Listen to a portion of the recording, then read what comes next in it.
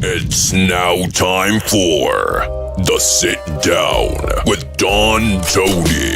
The Sit Down, where Don Tony talks one-on-one with his followers. What are you looking at? About the world of pro wrestling, pop culture, and so much more. The Sit Down with Don Tony. And now, your host, Don Tony.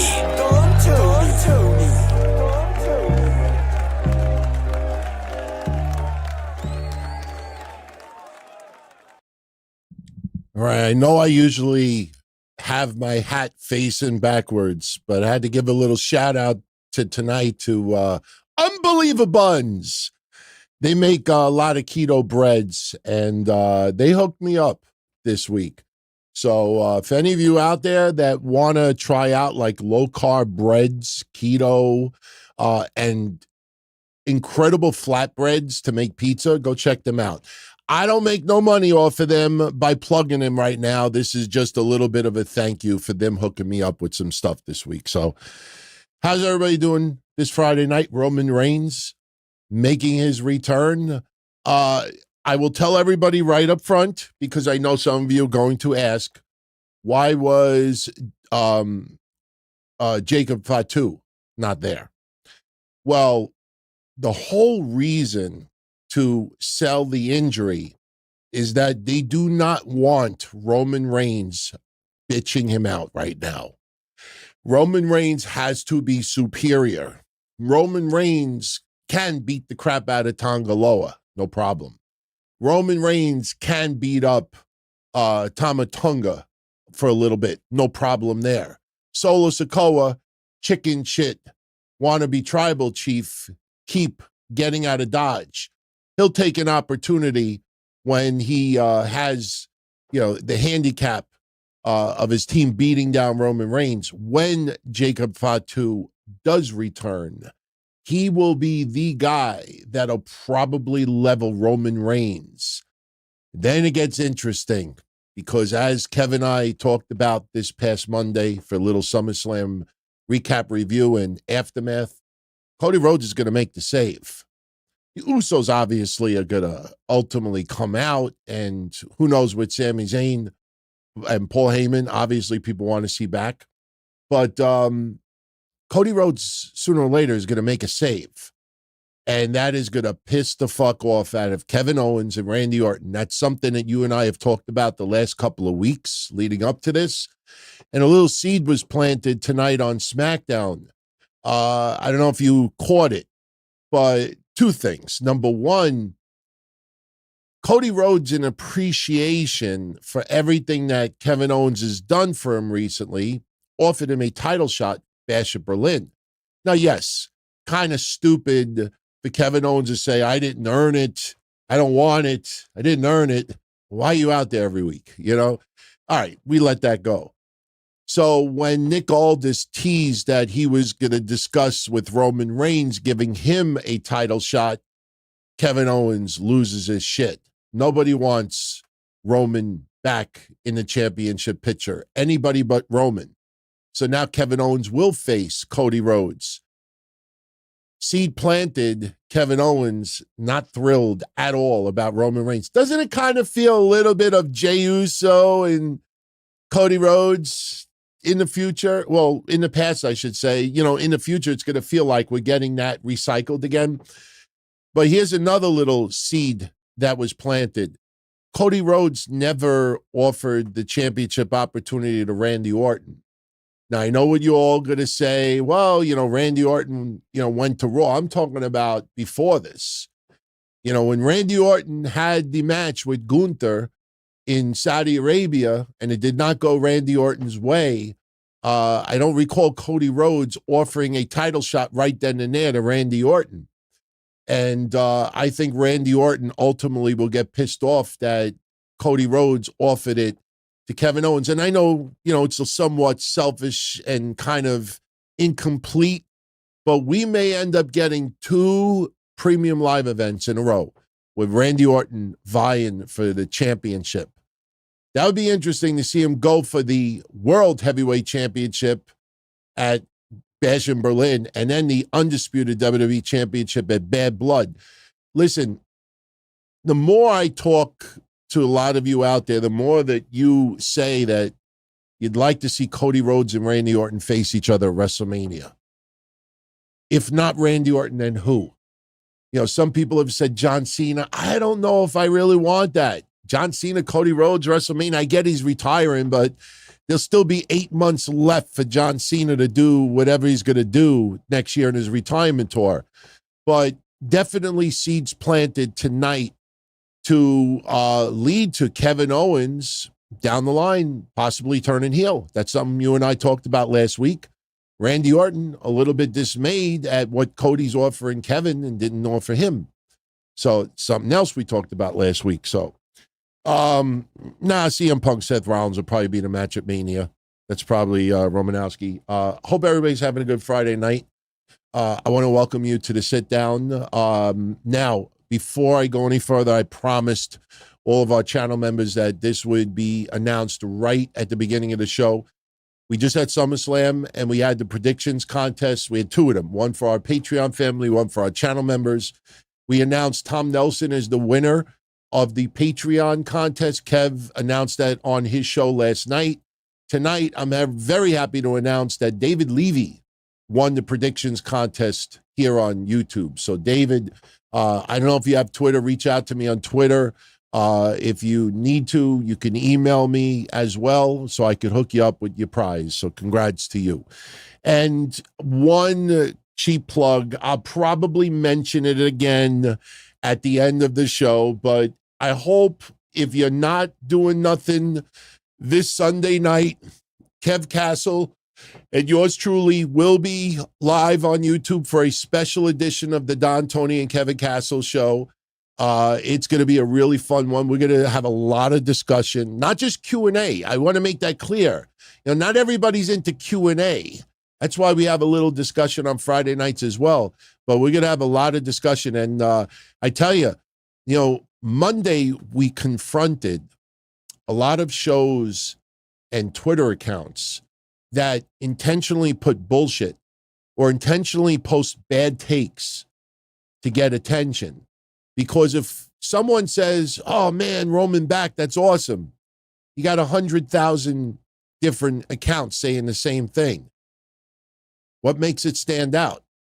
No. But if you say, Roman coming back right now, bad idea, you'll get 10,000 people who say, I got to hear what this fucking idiot's got to say. And Kevin and I confronted a bunch of people on Monday, one person in particular that used to be running WCW. And lo and behold, my friends, is it coincidence? Is it striking a nerve? It's got to be. Tonight, his live podcast stream, what is the title? Following up what we talked about Monday, Roman Reigns should not have returned at SummerSlam. God bless him. And God bless all of these people that post these horrible, dumb takes and everybody accepts it. And I'm going to throw one out there right now. And I know this is kind of harsh. It's just my opinion.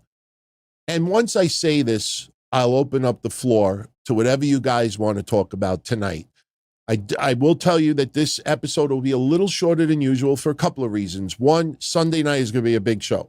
If there is a big turnout and a lot of good stuff is discussed, we'll go 2, 3, 4 hours. We'll go as long as needed. So I don't want to repeat a lot of stuff Sunday. Also, we've been doing those daily news updates. And they've been, 30 minutes, 40 minutes, 50 minutes, and freaking the response has been incredible. I've posted a couple of screenshots as far as how quickly we've grown the charts. And listen, of course, I'm a little selfish for saying this. Of course, we want to get back to number one here in the United States. I live in the United States. I want to be, and Kev too, we want to be the number one wrestling show in the United States again. But other countries are showing love. And the one country that is really standing out to us that we just can't understand is the country of India. 5 billion people. Of course, not all of them watch wrestling. Of course, not all of them speak English. But the fact that Kevin and I are in the top 10, better than Cornette, better than Bischoff, better than Busted Open, better than Dutch Mantel, better than Undertaker. It's like, go figure. But you know what? One thing that we've said for decades, Kevin and I, we're all family here.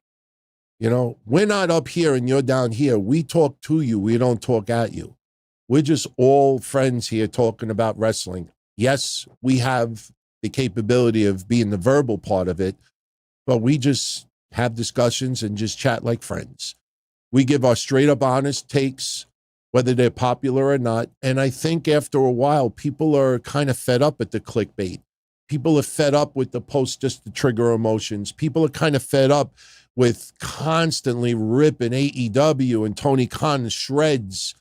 You know, WWE is on such a roll right now, and to turn around and make it seem like there's some doom and gloom. My God, my friends, I don't have the screenshot here, but somebody sent us a PayPal in advance for Sunday's show, $50, and said to us something that I looked it up and I'm like, holy shit. Holy shit. And I'll tell you all what it is right now. If you want to see something fascinating, go Google the TKO stock right now. WWE stock right now. Right now, the WWE stock is like at $117 a share. Since WrestleMania, not Rock in January. Since WrestleMania, the stock is up 36%. That's billions and billions of dollars. And not, do you see anybody talking about it?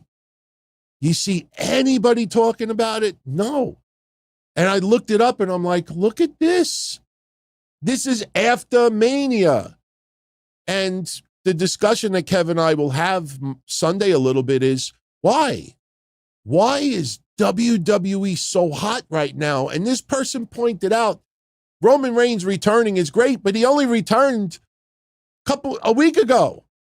He only returned a week ago. Since April, you know, the big stories is Cody Rhodes, the current bloodline, which somebody pointed out, nobody seems to be rocking the current bloodline's merchandise. The Usos are not together. Yes, we got Yeet. But when you start dissecting it, like who is, I mean, CM Punk, yeah, great merchandise. Drew McIntyre, great merchandise. But like you see this kind of revenue and attendances and you just dissect it like, but wait a minute. You know, you start pulling back and start realizing what do we actually got here? You know, and it's pretty fascinating to look into. So, yeah, 36%. Even if it was 10%, that would be big. Not one look at all of the financial statistic wrestling sites out there. They brought it up? No. They'll talk about tickets distributed. That's their fascination, distributed. I fucking hate that word, tickets distributed. You can't, it went from tickets sold to, oh, well, we'll say distributed because if I give away 5,000 tickets, hey, I distributed 5,000 tickets. Just let that sink in. You got a 10,000 seat arena. You sell 3,000 tickets. In the past, they would say, seating capacity, 10,000, total tickets sold, 3,000. And people would be like, wow, that's not very good. So now the venue, especially a billionaire that's not in it to really like make huge profits, says, you know what, let's give away 1,000 tickets. So now, even if none of them show up, or 80% of them don't show up, and believe me when I tell you, when you comp tickets, majority do not show up, contrary to what you believe. Trust me. I have comped tickets for wrestling events, and I know not as big, even ECW in 2000 when we would do it. And believe me when I tell you, I swear to fucking God, Paul Heyman comped nothing back then. But because we pushed tickets through the hotline, they would say, hey, you know, you could give away 10, 20 tickets. And eBay had just come out in 2001, I think, or 2000. So eBay wasn't a hot thing yet that you could win the ticket and say, let me throw it on eBay and make money off of it. It didn't work that way. We gave out tickets through the hotline. I think maybe 2 out of 10 would show up. We used to give away tickets for like concerts and stuff. Kev would give away stuff. Nobody would show up. Tickets were at the door. And then we would find out, hey, how'd you think of it? Oh, I couldn't go. So now you distribute 1,000 tickets. So what did they say? Oh, total seating capacity, 10,000. Tickets distributed, 4,000. Sounds much better. All right. I would be extremely disrespectful if I did not, right at the beginning of the show, send my condolences to the family, friends, and the thousands of wrestlers who have been influenced by Kevin Sullivan over the years. Kevin Sullivan passed away today at the age of 74, I believe. Yeah, 74. It's my dad's age. They're almost the identical age. This hits home because you see people dying around that age. I immediately think of my family. A lot of you know, recently Kevin Sullivan suffered a horrible fall, had to be hospitalized, numerous surgeries, and in July was on the road to recovery. And unfortunately, he suffered a blood clot in his leg. And if any of you know anything about blood clots, especially when you are older, you catch a stroke, that's it. That's it. He caught a blood clot in his leg, and that was it. Kevin Sullivan is gone, passed away. Now, I'm not going to do a 20-minute tribute here for two reasons. Number one, Kevin and I just did a tribute to Kevin Sullivan not even 2 weeks ago, talking about all of the stuff he used to do. So I could literally press replay on that, and I think it would be a wonderful tribute. But Kevin and I are absolutely going to bring up Kevin on Monday. Kevin will bring up Kevin, and we will pay tribute. But I will say a few things here right now. And one thing I'm going to say is just an opinion, and I don't want it to come across as an asshole, but you'll understand what I mean in a minute. I met Kevin Sullivan many times over the years. He did shows for Frank Goodman. I actually was involved with one of them. If any of you live in my neck of the woods, it's been a wrestling fan for about 20 some odd years, you might remember we did the Big Dick Dudley Memorial Show. Big Dick Dudley had passed away. Big Dick Dudley was very good friends with Frank Goodman. And if you remember, maybe about 6 months ago when I told you the story that I have the original XPW library from season 1, I have the original master tapes here in this house for XPW season 1. Back in 2001, whatever year it was. And how I got them was that Big Dick Dudley used to be involved with XPW. And for some reason, Big Dick Dudley had a set of the master tapes. And Big Dick Dudley said to the Mass Maniac, hey, you want these tapes? What am I going to do with them? It's like, yeah, I'll take them. So when I was doing work with Frank Goodman in 2002, he didn't want to pay money. He would give you tickets. He didn't want to pay you money. So Frank Goodman says, hey, you worked a little bit with XPW. You want these tapes? And I saw them like, yeah, I'll take them. Fucking great, man. Because at that time, that's when we started to convert VHS tapes to DVD. If you remember back in the early 2000s, DVDs were in, and the burners started to come out where you would have the VHS tape on one side of the machine, and then on the right would be the DVD, and you could convert VHS to DVD. So I was like, yeah, man, I'll convert them. I'll digitize them. And I got awesome quality XPW to enjoy for the rest of my life. So Big Dick Dudley passes away. And then like a couple of years later, I guess he realized that these tapes are worth a lot of money. And the Mass Maniac, like 2 years later, contacts like, you still have those XPW tapes? I'm like, yeah, I think so. I think they're in my garage. Why? He's like, you want to give them back to me? I'm like, I don't know where they are. That motherfucker wanted them back, you Indian giver. You. But Kevin Sullivan worked the Big Dick Dudley Memorial Show. I do remember that. I also saw Kevin Sullivan work one match for 3PW. It was either 2002 or 2003. It was right around the time that I was working with XPW, and 3PW, that was run by Jasmine St. Clair, was a bitter rival of XPW. And back then, myself, Matt Zombie, Brian Damage, Timmy Austin, you knew him as the ECW Zombie, God rest his soul.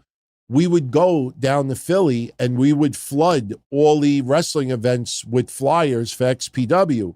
So we would go to CZW events and flood all the cars parked outside. We went to 3PW, flooded the cars outside. So, but we would also watch the shows. We would buy a ticket and watch the shows because some of the shows were good. We were there for the first ever MLW show that ever happened. One of the main events was Steve Corino versus Shane Douglas.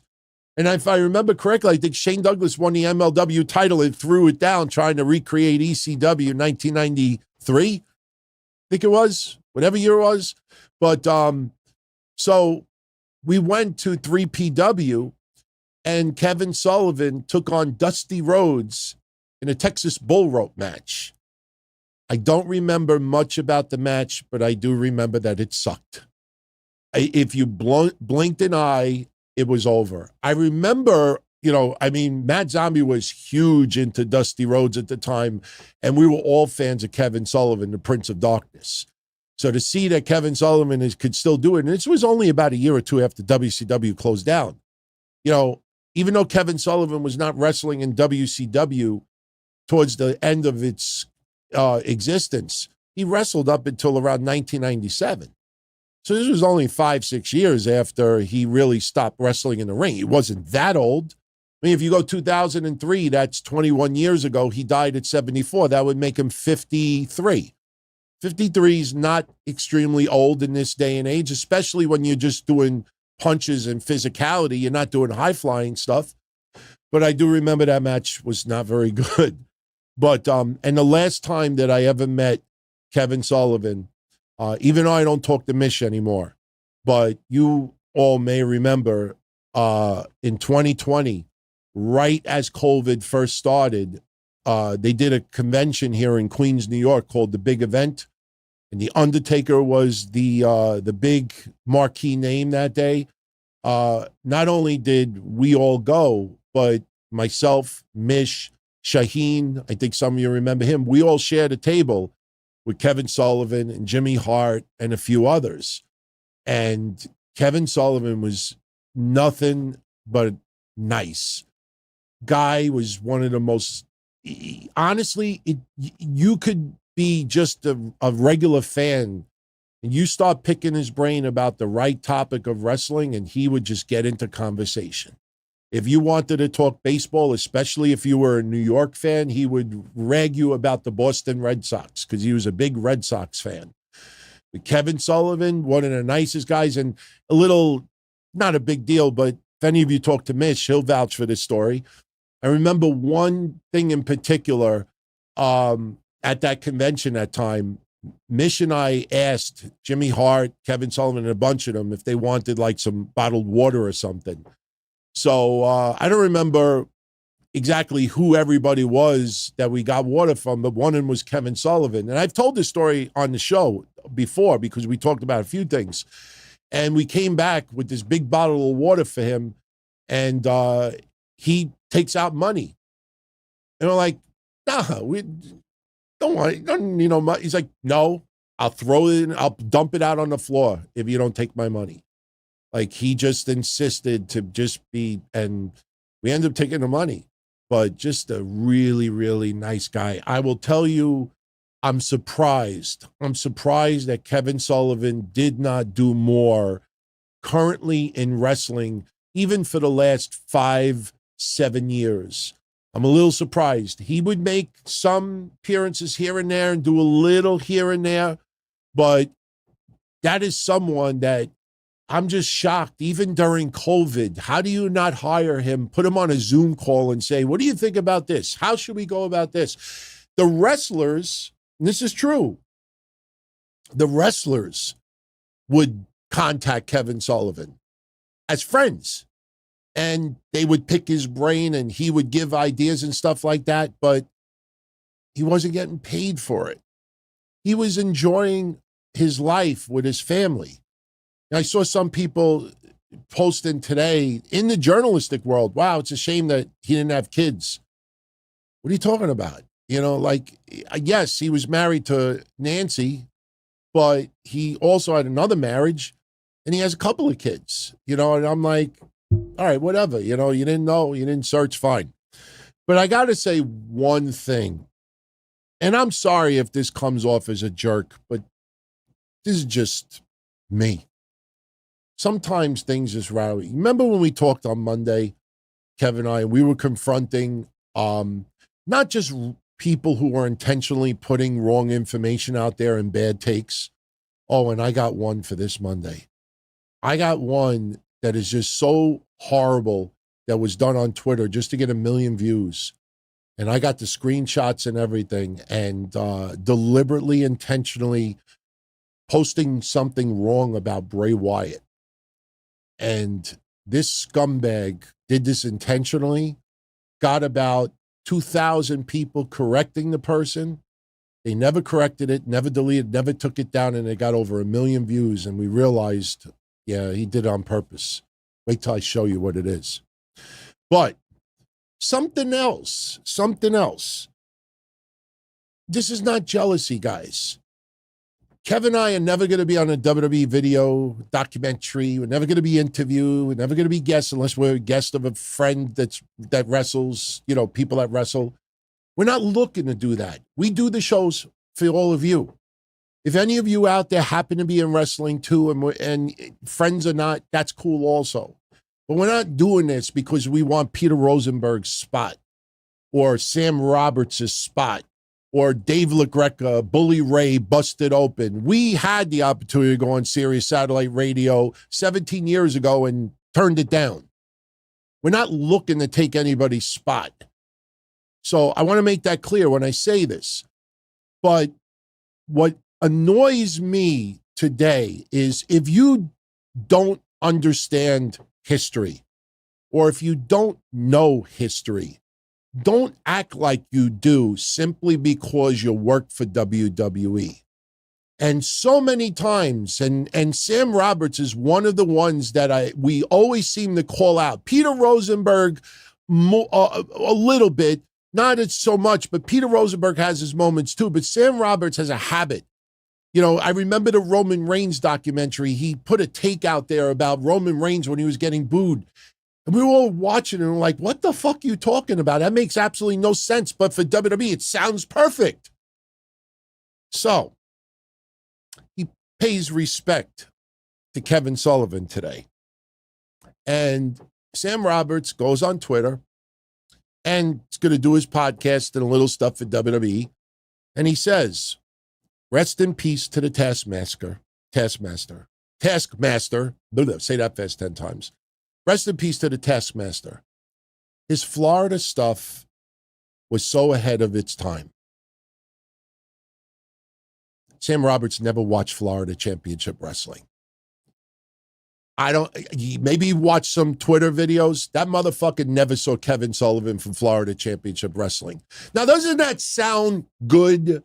Rest in peace to Kevin Sullivan. His Florida stuff was so ahead of its time. When Kevin and I did the tribute 2 weeks ago, we focused on Florida because Florida is what Kevin Sullivan was, what put him on the map. Dungeon of Doom was cartoon. Dungeon and Doom was comic book hero versus comic book villains. That's what that was. And that's not trying to dismay or diminish the value of Kevin Sullivan. But let me just prove my point. This guy says that Kevin Sullivan in Florida was ahead of its time. Tell me what era that would have been not ahead of its time. 2024? You put Nancy on a fucking leash, half naked in 2024 and see how the net reacts to it. Put her on a fucking leash in 2003 and drag her around like a slave, and let's see how the net handles it 20 years ago. Would Devil Worship and Ozzy Osbourne and Deep Purple and all the old 70s rock that focused around devil worship, would that have worked in the 90s when it was grunge and Nirvana? The fuck is this guy talking about ahead of its time? If you would have done Kevin Sullivan's Devil Worship, which was a play on heavy metal was big in the 70s and big in the 80s. By the time it was 90s, hair bands were starting to go out, and it was grunge and it was everything else. And this guy, because it sounds great, oh, he was ahead of it, that Florida was ahead of its time. Sam, tell me what era that would have been right on time. Tell me, the 90s? During Nirvana grunge era? You fucking kidding me? The 2000s? Right after 9/11 when everything's politically correct and, equal this and women this and treated this and blah, blah, blah, blah, blah. I fucking hate when people get paid loads of money and have positions of power, and literally you say to yourself, of course they work hard. I want to make this clear. They all work hard. But man, you just say some of the most retarded stuff around that makes absolutely no sense. And people were just like, wow, great point. Wow, yeah, that makes a whole lot of sense. No, that was not ahead of its time. It fucking reflected the 70s and the 80s when metal was big. And that's what everything was about. Do you know that Kevin Sullivan never used the words devil? He did devil worship. His eyes would be rolled back. He'd have all the symbols. He would cut promos and he would always tease that he was talking about Lucifer. But he never said devil. He left it to your imagination. So maybe I'm a little bit too emotional right now because he passed away. And I remember growing up as a wrestling fan, I didn't get Florida Championship Wrestling when it first came out. I lived in New York. I saw it through the magazines. And we were seeing it in the magazines, and we were just like mesmerized by it. And then we started doing a little bit of tape trading, and then I got access to Florida Championship Wrestling. And some of you may remember Tucows, Tucows. Any of you remember Tucows? They used to do all the wrestling tapes. I got my hands on loads of Florida, and I was like, holy fucking shit. This was a tremendous. And believe it or not, it still holds weight today because the stuff was so intense. But you would not be able to get away with that in the 2020s, the 2010s, the 2000s. Try that in the 90s and it'd be like, that's fucking played out. That's so 80s. So I just wanted to give a little rant. Just my opinion. Sam, nothing personal. And yeah, I'm this big. Well, I'm this big, but I'm this big. So I don't want an acknowledgement. I don't want a retort. I'm just pointing out that this guy seems like a nice guy. What's the haps? He seems like a nice guy. I like some of his stuff that he does. But man, if you don't know fucking history, don't act like you do. Just say rest in peace, Kevin Sullivan, one of the most influential wrestlers in our lifetime. Period. Florida was ahead of its time because you think everybody's focusing on Florida now and how cool it was. You don't have a fucking clue what he did in Florida. All right. Him and me in a cage match. I'll fucking hand his ass to him. Hey, you want a little humor? A little humor? Let's briefly talk about SmackDown tonight. As we said earlier, Cody Rhodes offers a championship match to Kevin Owens at Bash in Berlin. On the surface, and I expect those darlings in the podcast world to say, wow, they have nothing for Cody. Kevin Owens? They have nothing for Cody. They have no storylines for Cody. This is the step to go to Randy Orton. So I like it. Kevin Owens has no shot of beating Cody Rhodes. But this is the couple of chapters to lead to Randy Orton versus Cody Rhodes. And it'll be very interesting to see whose side Kevin Owens takes. And like I said, don't be surprised if Kevin Owens may take Randy Orton's side because Cody Rhodes will eventually make the save for Roman Reigns. Fuck you doing? After everything he did to us, let him get his ass kicked. He deserves it. Watch. Solo Sikoa thinks he would have been champion if it wasn't for Roman Reigns. And they all night long, they're waiting for Roman Reigns to come out. And, as I'm watching SmackDown, that's a little too small. That's better. As I'm watching SmackDown, and I'm sorry, I don't mean this is really a shot at AEW, but just a proof point. Man, for those 2 hours, I kept saying to myself, I wonder what they're going to do with Roman Reigns. I wonder if Paul Heyman's going to return. I wonder if the Usos are going to come out. I wonder if Jacob Fatu is going to try to leave Roman Reigns laying. I wonder if Roman Reigns gets his hands on Solo Sikoa. I wonder if Cody Rhodes makes the save. For 2 hours, I'm saying to myself, if this was AEW, Roman Reigns would have been out on quarter one, just like MJF on every fucking show, because the Big Bang lead-in gives that little inflated boost. So they want MJF to come off as the highest rated person of the night. So the Big Bang lead-in, it's we get our inflated number. Yeah, we'll put him in there. Every single appearance that MJF has made except one since he's returned is the opening quarter. And just imagine if Roman Reigns would have came out the opening quarter and I would have turned SmackDown off. DIY versus Pretty Deadly. Street Profits, after what you've done for them for the 2 years. Alba Fire, who just lost to Ivy Nile on main event. Why? I have no idea. Am I wrong, though?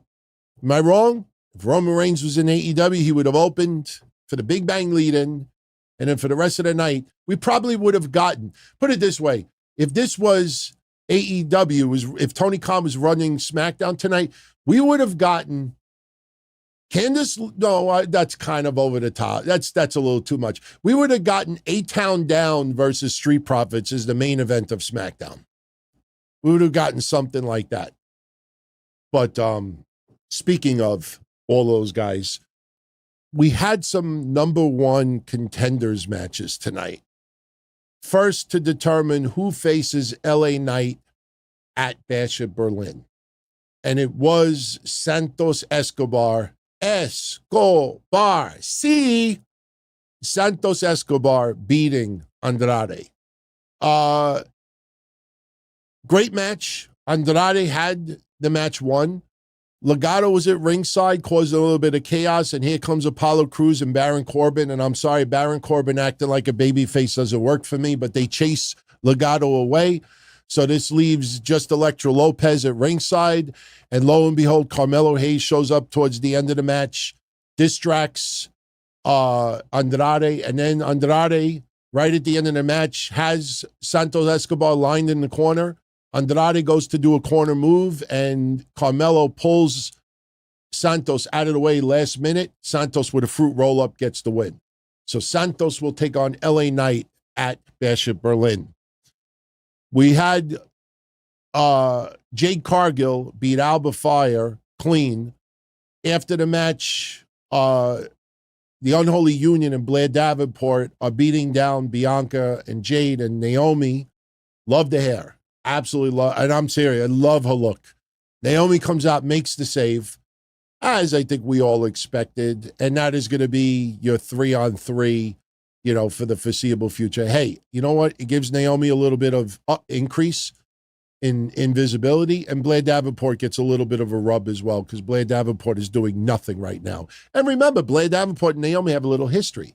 Remember, Naomi beat Blair Davenport, and Blair Davenport says, hey, next time, maybe better next time for me. Shakes hands and then slaps her, cheap shots her. So there is a little history there. I do pay attention. Street Profits beat A-Town down in a number one contenders qualifying match.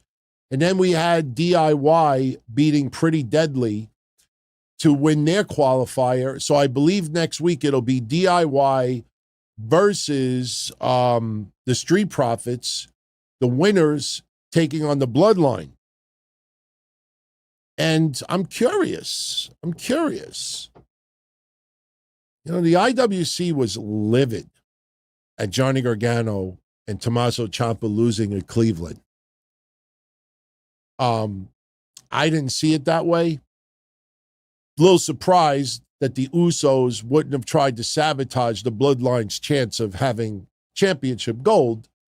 But I'm starting to think the way Triple H does things now, it seems that just when you think something is wronged, they right the ship.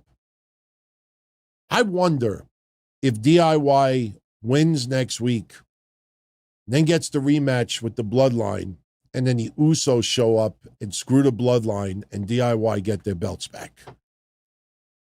You could do that with the Street Profits as well. But we'll know next week who will be facing the Bloodline. Now, as I said earlier, Jacob Fatu was not there because they don't want him to be on his back right now, taking a Superman punch or a spear from Roman Reigns. Jacob Fatu, WWE is very, very, very much aware of his aura right now in the WWE. He is a monster. He's a werewolf. He's a monster. He's a beast. People think that guy could even go higher. He is the one person they don't want laid on his back right now. So selling the injury from SummerSlam, he was not there tonight. And that is very smart on WWE's part because you don't want that interaction yet. Mark my words, when you do see Jacob Fatu return, he will attack Roman Reigns. He will get the upper hand on Roman Reigns. For how long, I don't know. But the first thing you see from Jacob Fatu, he will lay into Roman Reigns and he'll just do his look at ringside and he'll get booed out of the fucking building. They see money with Jacob Fatu. So you just wait. But let me say something else. A lot of buzz tonight that Tonga Loa walked down to ringside with the championship title since Jacob Fatu is the champion right now with Tama Tonga. Don't read too much into it right now. The Bloodline have the gold. If Solo Sikoa walked down to ringside with the titles, that doesn't mean that Solo Sikoa is a tag team champion. Tonga Loa walking down with the belts, with one of the belts, is just the visual that the Bloodline have the titles right now. They didn't want Tama Tonga to hold both belts because then as soon as you see it, the first words out of everybody's mouth is, where's Jacob Fatu? Why isn't Jacob Fatu coming out with his belt? Even if you thought, oh, well, it's a setup, Jacob Fatu will come out later on. It's still, the visual doesn't look right. So you just have Tonga Loa hold the belt, and it looks like they're both tag team champions. That's all that is. And look, if Jacob Fatu, by chance, did suffer injury, yeah, they could have Tonga Loa defend the belt. Anybody forget a team called, I don't know, New Day? New Day, when all three guys were defending those belts, hey, if the New Day could do it, the Bloodline could do it too. I don't like Freebird rules, DeMarcus. By the way, shout out to Austin Nance. I watch some other YouTube channels, and I see, shout out, 6 months channel member. Austin's been a member here for 41 months. I can't believe we've been on here that long. It's amazing. I thank you, Austin. I thank everybody who supports what we do. You don't have to be a channel member to support what we do. You don't have to be a Patreon to support what we do. Just spread the word, tell a friend, download the episodes, post a comment, hit the like button. Believe it or not, I tell you, I don't stress that enough, but when people do that, it sends in a little notation to YouTube that, hey, maybe I should recommend this show to somebody else. There's a lot of ways you can support what we do, and everything helps. Believe me when I tell you, we started doing the daily news updates, and they have been coming off so well. It's still a work in progress, but why did we start bringing them back now? Because we started to see growth and we started to see some momentum building. And Kevin and I felt, you know what? It's nice time to add a little extra to it. I know Chaos and a bunch of others have said for a while, hey, when are you going to do more content on YouTube? Number one, the updates do not get posted on YouTube because I don't want to water them down where it's available everywhere else. If I post them on YouTube, you get paid 77 cents, but then, half the people download them. So there's reasons why, but the bottom line is the channel, everything we do is growing. And a lot of people have been asking for a second DTKC show a week. We don't know if that's overkill, but down the line, if there's enough demand for it, you might see it. And again, this Sunday, Kevin and I will be live right here on YouTube. And if the turnout is nice, we'll do it again as soon as next month. Right now, we've been doing it every 2 to 3 months. But if there's a nice turnout, then maybe it'll be a once a month deal. So we'll see. We will see. Now, what else happened tonight? Oh, okay. I took some very brief notes from tonight. Lou Ferrigno was in attendance. He looks healthy. I mean, he doesn't look like how he used to look with the dark brown hair. Now he's got a little gray. But hey, he's aging quite nicely. I think people don't realize how old Lou Ferrigno is now. And something else. Is Austin Theory going to screw Grayson Waller next week, whether directly or indirectly? Because after A-Town Down lost their match tonight, they were in the back with Nick Aldis. And they were complaining a little bit. They were talking about Kevin Owens just getting a title shot, this and that.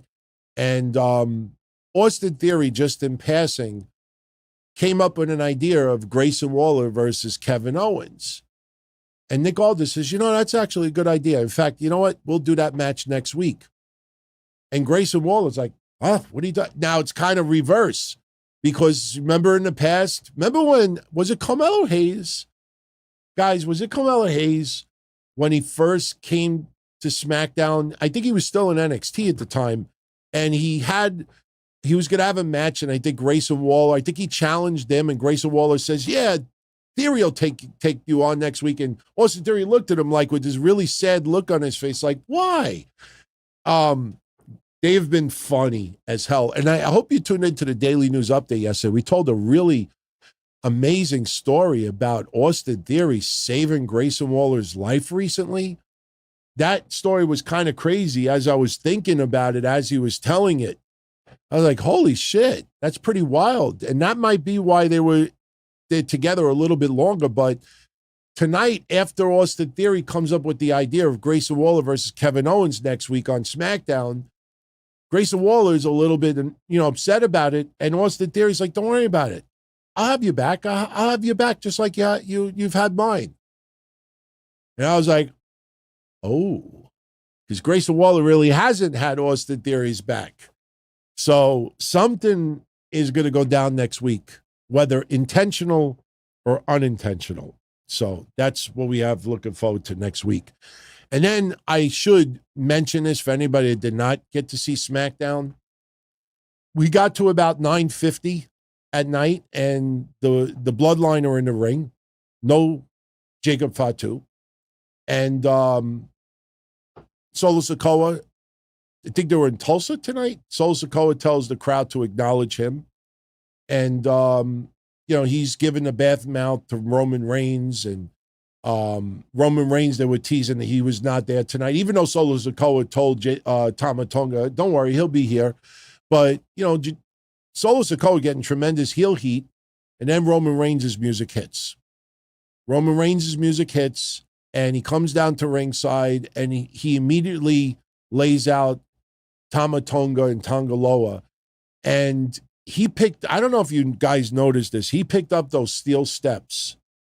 And, usually if you follow what these guys normally do, when they hit someone with steel steps and they're laid out on the floor, usually the step that's closer to the floor hits the floor, and the step above it goes in on top of the wrestler. So it looks like they were crushed, but you hear the impact of the step hitting the floor. Tonight, Roman Reigns takes the bottom step and wails both of them on them sides. And it was not a weak shot. You know that they want this to look so good that they were like, lay it in. And Tama Tonga is a fucking maniac already. But Roman laid it in, and he hit these two shots so hard that the crowd was chanting, holy shit, and it was not being censored. It was a light chant, but they were chanting, holy shit. And then Solo Sikoa, if you paid attention to him, he took the Ula Fala off and put it in the ring. And that was by design, because when Roman chased Solo out of the ring, when Solo got out of Dodge, and then Roman Reigns started chair bashing the crap out of Tama Tonga and Tonga Loa. In fact, Roman even set up the announcer's table that he was going to do something there. When Solo went down to the rampway, the Ula Fala was in the ring, and Roman picked it up. And the crowd was just chanting OTC, OTC. And he's about to put it on, and then you have Tonga Loa and Tama Tonga attacking him again. Roman would obviously still get the upper hand and leave them laying. Superman punches, spears, but Solo Sikoa, Tama Tonga gave Solo Sikoa the Ula Fala once again. And as Solo Sikoa went down the rampway, he had it. And as Roman was staring at Solo Sikoa, Solo's like, you don't want them, you want this. And he keeps pointing at it. And at the very end, it was interesting because Roman Reigns was saying no. So, very interesting, but tremendously over. And Roman Reigns, as we reported yesterday, Roman will be on next Friday SmackDown. So next Friday SmackDown, now we're only about 2 weeks away from Bash in Berlin. So you start thinking to yourself, okay, maybe Jacob Fatu shows up next week and makes the save, and attacks Roman, and Cody makes the save. Because we got to add a little dissension with Cody Rhodes and Kevin Owens. You have to have a little bit of heat leading into Bash in Berlin. So if Cody comes out there and makes the save on Roman, or even just chases some of the bloodline away, that's got to piss off Kevin Owens. And then the following week, you have Kevin Owens kind of reading the riot act to Cody Rhodes. The hell you doing? Then the week after is Bash in Berlin. So, okay. Before we get into your questions and comments for the remainder of the show, believe it or not, we've already gone an hour. I want to show you all a little teaser. Ralph Ramirez, I can't thank you enough, my friend. There is some technical difficulties that I am working on. He sent me video files from that DVD, from that lost footage of the first ever time I ever did anything on camera in wrestling. And he sent me all the raw footage, and some of it doesn't work. The audio doesn't work. The good thing is I have the streaming version of it. So sometime this week, I am going to record just the audio from online, and I'm going to mix it in together with Ralph's video. And I'm going to play either next week or the week after the whole 15 minutes of video. And it is freaking funny, man. It is hilarious. You want to see yours truly, the first time I ever did anything in wrestling 18 years ago, and I bring out Abdullah the Butcher. It's funny shit. I'm going to give you all a 5-minute teaser right now. And I just want to set this up for anybody that doesn't know the whole backdrop. That picture you see on the screen is the first night I ever did anything. And just to summarize it, Lowlife Louis Ramos, who is a legend here in New York and in hardcore wrestling, him and his wife were having a baby. And Louis was going to retire from hardcore wrestling. And he's always said to me, Ant, why don't you do something on camera? Why don't you do something on camera? I'm like, nobody wants to see me. I'm not good. I'm not trained. He's like, so what? He's like, you got your hotline. You know, everybody, you got this following, and there's enough people that hate your guts. You know, just do it. It's the indies. Just have fun. So he convinced me to do something. So we were trying to come up with a storyline. So because I used to get a lot of people at the shows, a couple of haters would call me a money mark. They would always say I was a money mark. So we decided to play into that. And what the storyline was Louis was going to retire. and stop hardcore wrestling. And the storyline was that I worked in the office with Frank Goodman, and we would not let Louis retire from hardcore wrestling. That Louis's only worth in wrestling was wrestling hardcore. He wanted to have regular matches. So every time he thought he was going to have a regular match, I would send somebody hardcore out to him. One time I sent New Jack. One time I sent Balls Mahoney. Balls Mahoney lit fire in his face. Some of you may remember when I broke my watch that time, when Balls Mahoney threw fire in his face, I did the Disney Super Bowl thing. I walked up to him with the microphone and I said, you just got your ass kicked and you got fire in your face. What are you going to do next? Like, kind of like, I'm going to Disney World. And he laid me out with a chair and I broke my watch and everybody laughed at it. So we realized, we were onto something. But the storyline started was that we refused to let Louis wrestle normal. If he wanted to earn money, he had to bleed and he had to work hardcore. And since everybody called me a money mark, the story was that I was paying money out of my own pocket. So after he took his ass kicking that night, I went in the ring and I said, okay, you earned your money. And I stapled $20 to his head. But I had never done anything before. I was not trained. I mean, I went to VPW school for 10 months, a year or two after that. So, I tried to train after that, but at that time I knew nothing. I never been on a mic, was never in front of a live crowd, never did nothing. The closest I ever did on camera was sit doing timekeeping for XPW. So the first night that I'm supposed to do something, I'm supposed to go out there with Louis and give him a regular wrestler. But then I was going to send out Abdullah the Butcher, who was going to break a bottle over his head, make him bleed, beat the shit out of him. And then I would say, you're not done. And then we were going to have Mana the Polynesian Warrior come out there and destroy him. And then I was either going to say, you're still not done, and have someone else, third person, destroy him. Or for time constraints, we were going to say, okay, you earned your pay. And I was going to staple it. Well, I was going to shove the money in his mouth, and he told me to staple it to him. So the guy that I'm supposed to bring out, I had never met before. And somebody that we will keep anonymous here tried to sabotage my stuff. There was somebody who worked for Frank Goodman that hated me and did not want to see me do anything on camera. So we planned this whole story that Louis is going to be forced to wrestle hardcore unless he doesn't make money, and then he can't feed his family. And the first time I go out there, somebody sabotages it. They don't play Louis' music. And then on top of it, the guy that I'm supposed to bring out there runs out of the building. I'm at ringside and nobody comes out. I don't know what the fuck to do. And Mass Maniac goes on the microphone and tells 1,200 fans in Queens, in my 22 years, I have never, ever seen somebody just get cold feet and run out of the building. So now we have no opponent. So Louis gets on the mic and ad-libs and everything, because we both had no idea this was happening. And then I was like, if somebody wants to come, and then Abby comes out and destroys him. And then I did my thing.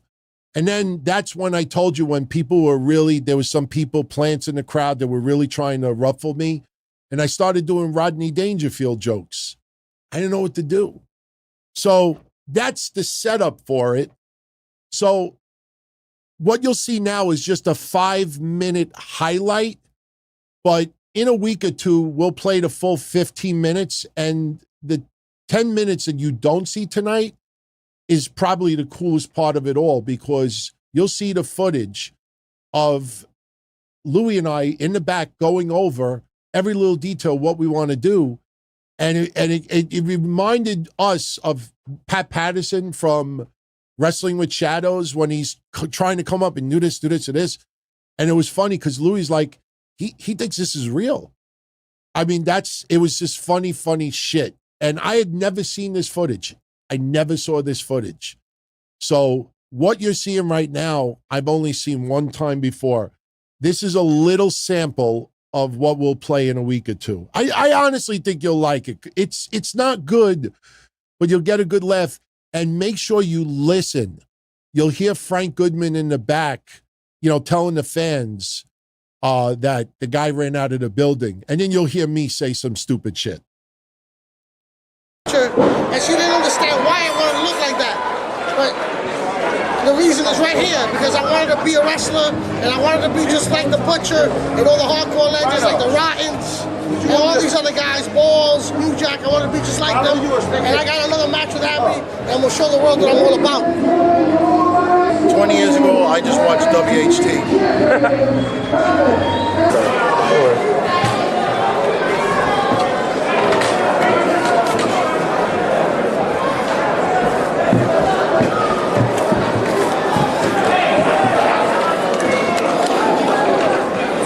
Funker, Anthony.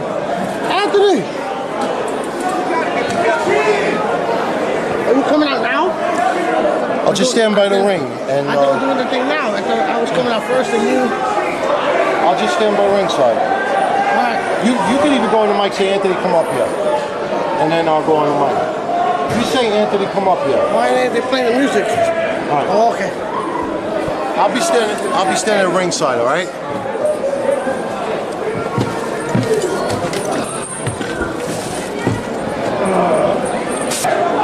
They're shanking right here.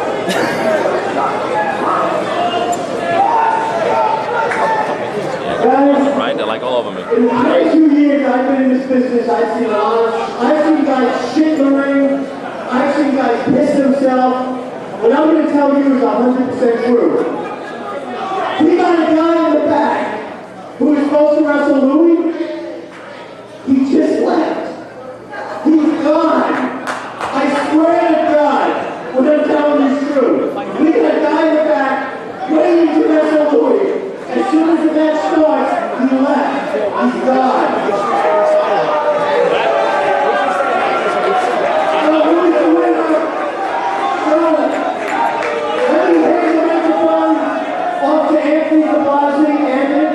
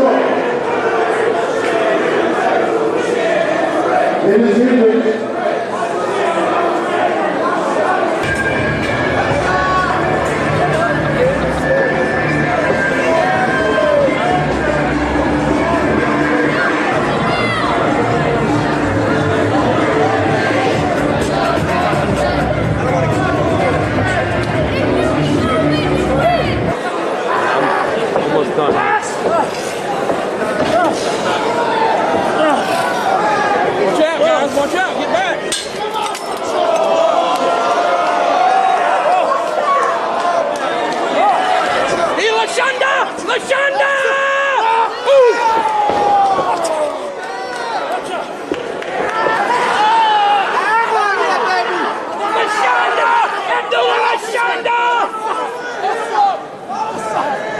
Lashonda!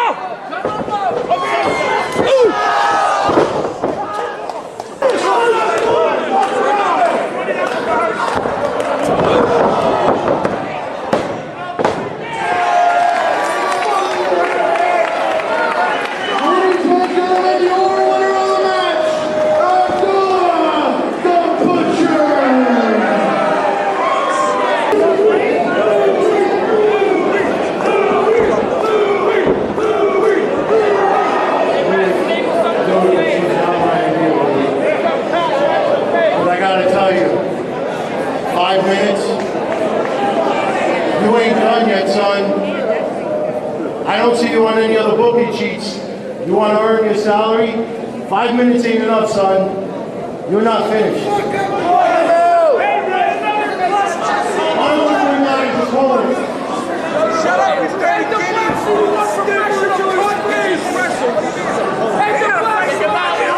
If I'm going to pay your salary out of my own pocket, get a haircut, Eddie Munster! let me tell you something.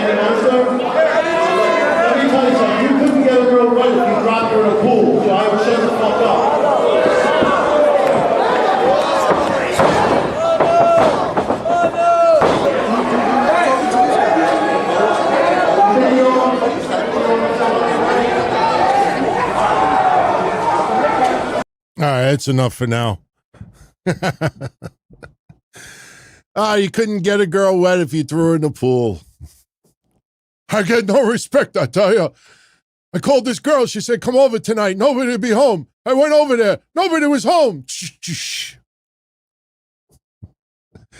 I know it was not good, but hey, it's a memory. And honestly, this is why I say it to each and every one of you out there. It doesn't have to be wrestling. You have the opportunity to try something. Even if you're not good at it, do it.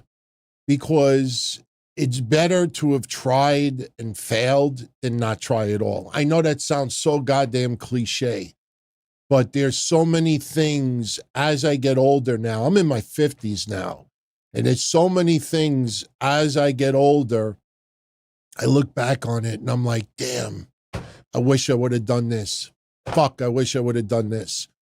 Honestly, even with the shows, Kevin and I both agree we should have done Sirius Satellite Radio 17 years ago. We would have gotten paid almost nothing to begin, but still, it would have been such a cool thing to look back on. We passed it up. You know, listen, our real jobs and our real life was the reason why we didn't do it. I want to make that clear. But seriously, guys, you know, if you get an opportunity to do something, even if it sucks, do it, get a good laugh out of it. And believe me, I tell you, 1 year, 5 years, 10 years down the line, you'll have a memory, you know, unless you get Alzheimer's, you'll have a memory they can't take away from you. And look at me, 18 years later, I could still share this shit. But you know what? Ralph Ramirez, man, I had never seen that footage until he sent it to me. There's other stuff out there. I will hopefully get it all before I die. I mean that. Shout out to Nero Fay. Thank you, my friend. He is celebrating 38 months as a member of our family here, our channel members. So much love to you, my friend. Let's start tackling some questions. We're an hour and 8 in, so we'll go about 90 minutes or so. I think that's pretty reasonable. I mean, it's not a strict 90. You know, if we go a little longer, that's cool. I have no issues. Police Squad. He sends this in. Besides the obvious, what's one thing that feels most different about WWE without Vince in charge? The camera work, obviously. I think the camera work. Oh, yes, near free the hostages. Yes, absolutely. Believe it or not, yeah, Kevin and I probably going to talk about something Sunday. Somebody brought up something, a little story. Might share it. Got to make sure, we got to get permission from somebody first. And by the way, for those that don't know, Nir is tuning in right now live all the way from Israel. So stay safe, my friend. As far as Police Squad's question, besides camera work, to me, you know, when I have conversations like this with Kev, the one thing that Kev points out is that it feels like everybody's in the mix with the storyline. Like everybody has a storyline. And it's actually true for the most part. Everybody's got a good feud or a storyline going on. Some of it is not extremely important, but it's still something. For me, I think the biggest difference, one of the biggest differences, is how WWE dots the I's and crosses the T's when they talk about things. They're not afraid to bring up things even outside of the WWE. I like how they fill in blanks and not just act like something didn't happen. I'll give you an example tonight, Kevin Owens. When Kevin Owens was pissed off at Nick Aldis for mentioning that Roman may get a title shot, Kevin Owens said, oh, what, a rematch clause? The rematch clause? I never got my rematch. That rematch clause has been a joke for years. And that's something you probably would not have heard under the Vince regime. WWE also is very, very aware online when something is being talked about. And you will hear many times Corey Graves, Michael Cole, acknowledge things that are being said. They'll mention things that are trending on the IWC about wrestling that you would never dare ever hear them mention on TV before. There's a lot of other things as well. There's this perception how WWE treats the fans. And I think when we bring up the stock Sunday, I think there is a direct correlation with it. Do I have the graphic here? No, I don't. I have a different graphic about AEW. So I don't know if I'm going to show it. But, you know, if I compare it to the stock, I'll tell you one thing now that's fascinating. I know it's going to annoy a lot of people, but that's fine. For all of you out there that refuse to believe that We Want Cody was manufactured, what is kind of amazing is that once WrestleMania happened, the stock went up 36%. And what I believe has been going on since Rock came in and since they were starting the road to WrestleMania is that, remember when we said early on that WWE was recreating the Yes Movement? The difference is the Yes Movement was not manufactured by WWE. The fans created the Yes Movement, and WWE got so powerful, WWE realized we got to go with it. We got to change things up and go. We got to change the script and go with it. So the fans caused that. This time around, WWE wanted the fans to believe that they rewrote history, that WWE and The Rock was going to position himself to take on Roman, and the fans wanted Cody so much.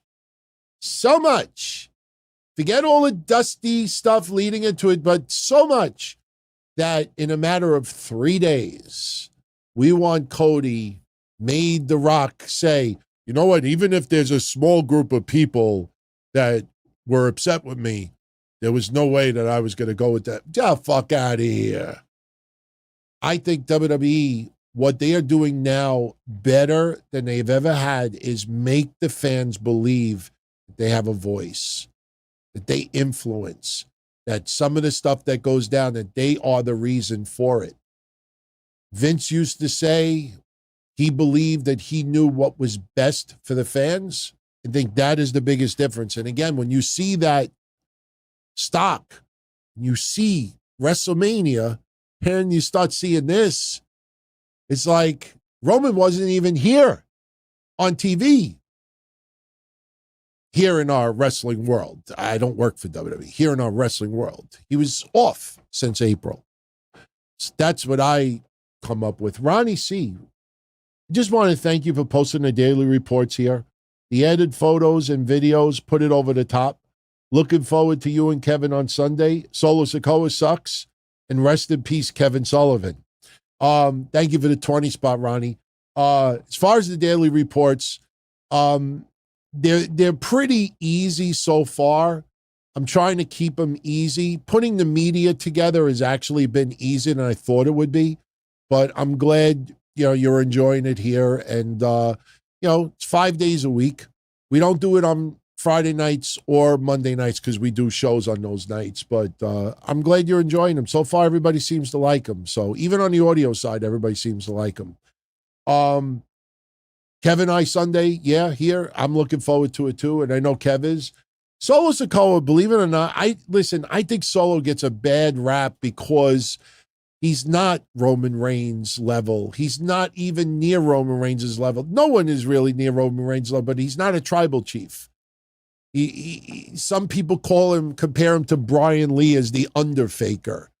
Solo Sikoa is extremely talented, and the fans are booing the crap out of him because they want to see Roman Reigns kick his ass. It's not that they don't want Solo on the TV. They want Roman to beat the balls out of Solo Sikoa. Solo Sikoa, I think, has been doing a good job. And look at his record. It's amazing to think that in like the last 52 matches, 53 matches, he might only have 4 wins. I might be off by 1 or 2 wins, but he's lost almost every freaking match in singles competition. So, to be in this position and get that kind of reaction, fans are invested. They've bought in. You know, they want to see him get his ass kicked. The only thing is, once all this finishes, what do you do then? What do you do with Solo? But we don't have to worry about that for the foreseeable future. So thank you again, Roddy. Rob S., thank you for the 5-spot shout out to the DTKC family. Thank you, Rob. Shouting out all of you out there. Much love, my friend. Thank you. Guardian of Chaos, it may be Friday, but Sunday's coming. You can't fucking wait. Yeah, it's going to be fun, man. I mean, Kevin and I are looking forward to it. You know, I know he had that goofy phrase, we're trying to raise awareness and raise revenue, but obviously we got to pay bills too. But, you know, we're going to go as long as needed. And it doesn't affect Monday's show in any way. But there's going to be a lot of fun conversation Sunday. 8 o'clock is when we start. And, you know, we'll see what the turnout is. Like I said, if the turnout is great, then Kevin and I will discuss doing one next month instead of waiting 2 to 3 months. So thank you, Chaos. Much love. Bernard. What's up, Bernard? I can't help but to feel this new regime is tailor fit for Joey Styles. He would add so much. Why do I think it hasn't happened yet? Well, a couple of reasons, in my opinion. Corey Graves is embedded in the WWE machine. Michael Cole, we don't even need to explain that. Wade Barrett is embedded in WWE, wrestler, former wrestler also. He's got history there. They're bringing in the ESPN Joe Tessitore, who actually, I tell you this much, I haven't heard any play-by-play yet, but I've watched a little bit of his work outside of wrestling. I actually think he's going to do a good job. There's that sports aspect about it. WWE is incorporating sports into their product more. That's why you see boxers. We've always seen boxers at ringside. But now you got boxers of today, not just legends like Evander Holyfield or Mike Tyson. You got people of today who still are relevant, who still fight, and they're getting involved with. You have basketball players that are still on teams, even names that for you and I, they're not household, but for most of today's sports, they're familiar with them. You see it even with UFC. It's not your Vince McMahon WWE anymore. I love Joey Styles. I mean, I freaking am a huge fan of Joey Styles.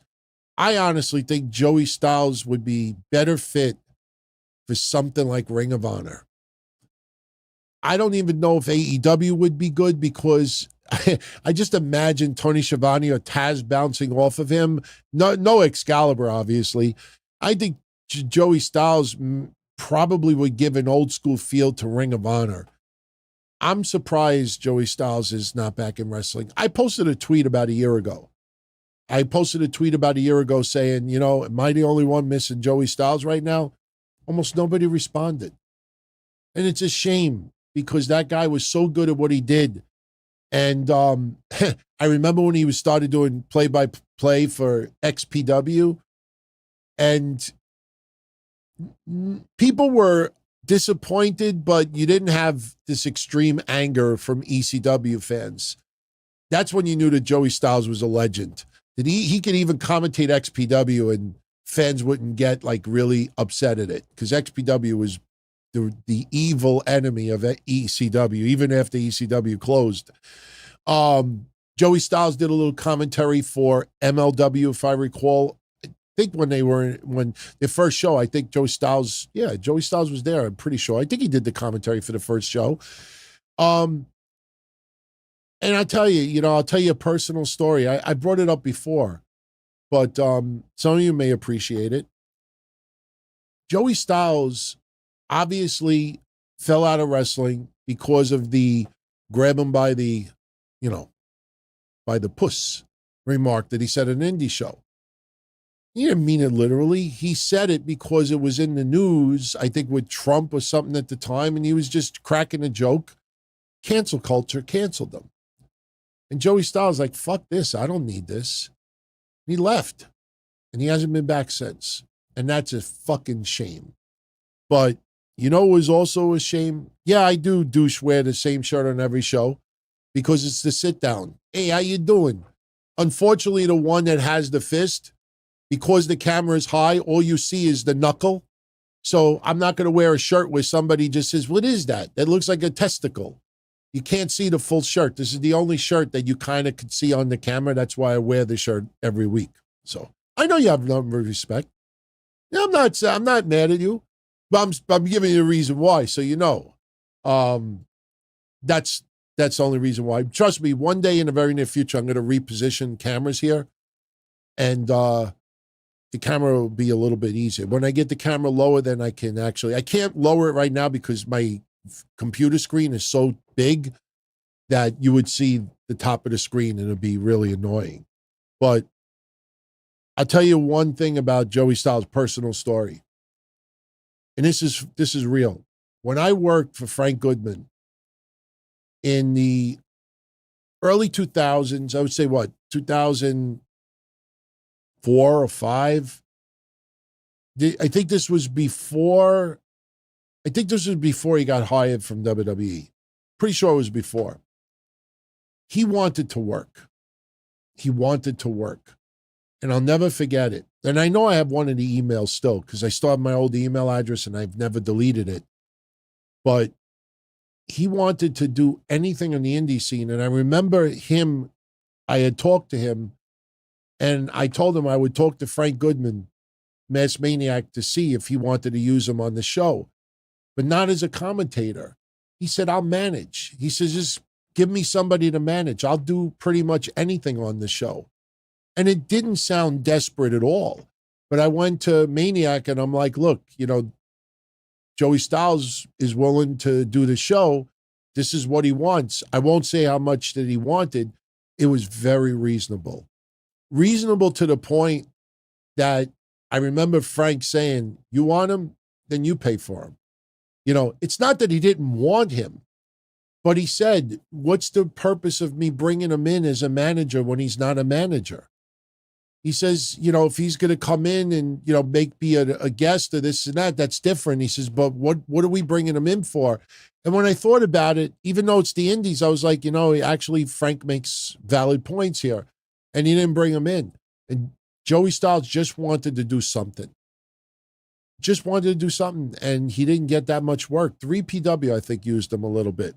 So I have nothing but respect for Joey Styles. One of my favorites of all time.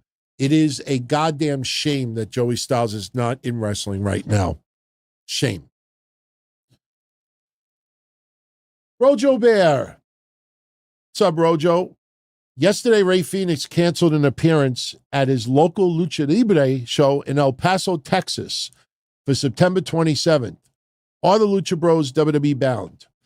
Well, I will tell you, yesterday and the day before, 2 days in a row, I covered the Lucha Bros' imminent exit from AEW to go to WWE. I will tell you, Conan knows the full story. I don't think Conan is really talking much about it. Out of respect to the Lucha Bros, because Lucha Bros are negotiating business right now. Fightful had put out a little bit more that AEW was trying to sign the Lucha Bros for a few months, and they kept putting it off. We talk next week. Oh, talk to her next week. Oh, yeah. I mean, I'm just ad-libbing. And after, I guess, like a month or two, somebody in AEW is like, look, they don't want to fucking sign with us. What I heard is that they were stalling AEW because they were waiting for WWE's offer. You don't just text Triple H and say, oh, Triple H, AEW, they're giving me ultimatum. What does WWE want to do? No, you can't do that. You can't just contact WWE and say, look, AEW, they want an answer. What do I tell them? Are you interested or you're not? No, you kind of got to wait. And I don't think the Lucha Bros would have said to AEW, look, WWE wants us too, and we're waiting for their offer. So once we get their offer, we'll get back to you. I don't think that's what you normally would do with AEW. You know what I mean? I'm on the outside looking in, but if I'm the Lucha Bros, I don't do that. The reason why they canceled, I can't tell you. All I can say is, I don't know if he was flying in from Mexico. I don't know if he was flying in from Florida. I don't know if he was flying, because look, we've had a lot of flight cancellations due to the remnants of Tropical Storm Debbie.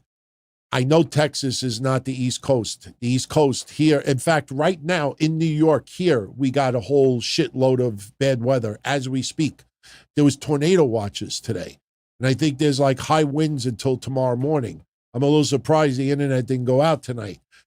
But it could be storm related. It could be that they're on their way to WWE. Me personally, though, I think that if the Lucha Bros were no show, I think if Ray Phoenix was no showing because he was going to WWE, I think you would have heard a bigger story, in the sense that him no showing would not have led to like Fightful and others to report that they're done with AEW. You would hear that they're done with AEW first, then him no showing a house show. So I have a feeling that it could be weather related. I have a feeling that it's something other than them going to WWE, because we have not heard that they're officially gone from AEW. If we would have heard that, then I would say to you, yeah, it's a possibility. But no, I don't think that it has anything to do with their going to WWE, even though I believe that's going to happen very, very soon. By the way, I got to ask your opinion, guys. Before we get into more questions, I got to ask your opinion. Just type yes or no in the chat. I posted a thumbnail for yesterday's Daily News Update, and I was going to use it for tonight's show, but Kevin Sullivan passed away, and out of respect for him, my appreciation for his work, I wanted to use that instead. But when I put this thumbnail for yesterday's show, the Daily News Update, I actually got a half a dozen DMs of people not happy about it, saying that I was too offensive towards Mercedes Moné. And I was just trying to be lighthearted about it, but I'm going to show you the thumbnail, and I just want you to tell me yes or no. And I'm not mad if you write yes, please. You could be honest. We don't get mad. But just tell me if you think this is offensive. All right, this is the thumbnail that I made. Oh, wait.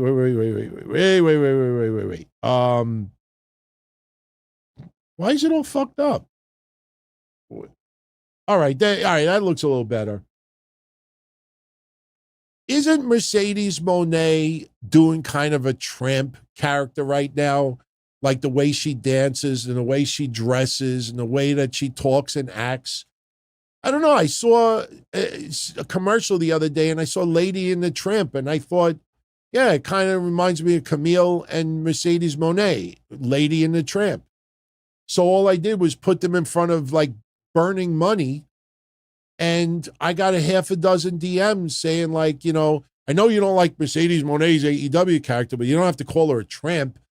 And I was saying to myself, wait a minute, isn't her character kind of like trampish? I don't know. We got a yes. We got a couple of no's. I didn't use it for tonight's show, obviously. I was kind of nervous. It sits on YouTube lore. I get people filing complaints and stuff. But, I was just curious. Yeah, all right. Hey, guys. By the way, mark it down on your calendars if you're not aware of it already, if you haven't tuned into the news reports. October 8th. That's going to be what's funny? I kid you not. I have a program here where I have the intro for the show, the outro, the template. When somebody posts a super chat, it pops on the screen. I have a couple of little thumbnails for things, plugging things. And for some reason, I have one thumbnail that's been sitting here for months. And the funny thing is, like, I'm looking at it now, and I'm like, okay, October 8th, we could actually bring it back. This was June. And October 8th, NXT is going head-to-head with AEW Dynamite again because of the MLB playoffs. So that's what went down back on June 11th when Dynamite went head-to-head with NXT. So we're going to get it again October 8th. So Joseph is saying, what happened to the bullshit alert? The bullshit alert's right here. Bullshit level, DEFCON 5. There just hasn't been much bullshit. I mean, if we want it, we could give it to Sam Roberts. Come on now, that ain't even bullshit. That's shit. It's horse shit. Kevin Sullivan's Florida work ahead of its time. Sam, tell me what years later on in life that would have fit in just nicely. Idiot. I got to change this to the Sam Roberts alert. All right, let's finish. Let's start bringing this home a little bit because it's getting late early here. It's 11:35. Oh, shit. Thank you, Michael Gonzalez. SmackDown. I legitimately would have been pissed off later tonight if I didn't bring this up. I would have been so angry, and I'm being honest, if I didn't bring this up. How the hell could I have forgotten earlier about Giovanni Vinci's promo? It was bad in NXT. Who in their right mind thinks it's good now? They're showing him skiing in the French Alps, driving the rich car. He's got facial hair now. It's still Giovanni Vinci. It didn't work in NXT. No, I'm fucking Italian. I'll always root for an Italiano doing something in wrestling. Oh, God. I saw that, and I'm like, at least we can't even, call him, a ripoff of Cesaro. Remember when I did that thumbnail that he looked like, like you bought Cesaro on Wish? And it's kind of funny because if you look at that thumbnail from NXT, I don't have it handy. That's not one of the ones that I kept saved in here. I still have this one saved, though. Remember that? My God, those numbers look fucking awesome now when you think about it, right? Right? By the way, you know what?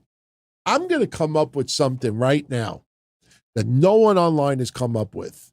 And I know it's not going to be good, but I don't give a shit because if it catches on one day, at least we could take credit for it. You know how WWE has different eras? The ruthless aggression era, the attitude era, the new era, the old school era. WWE's had a lot of eras. We don't have an era for AEW.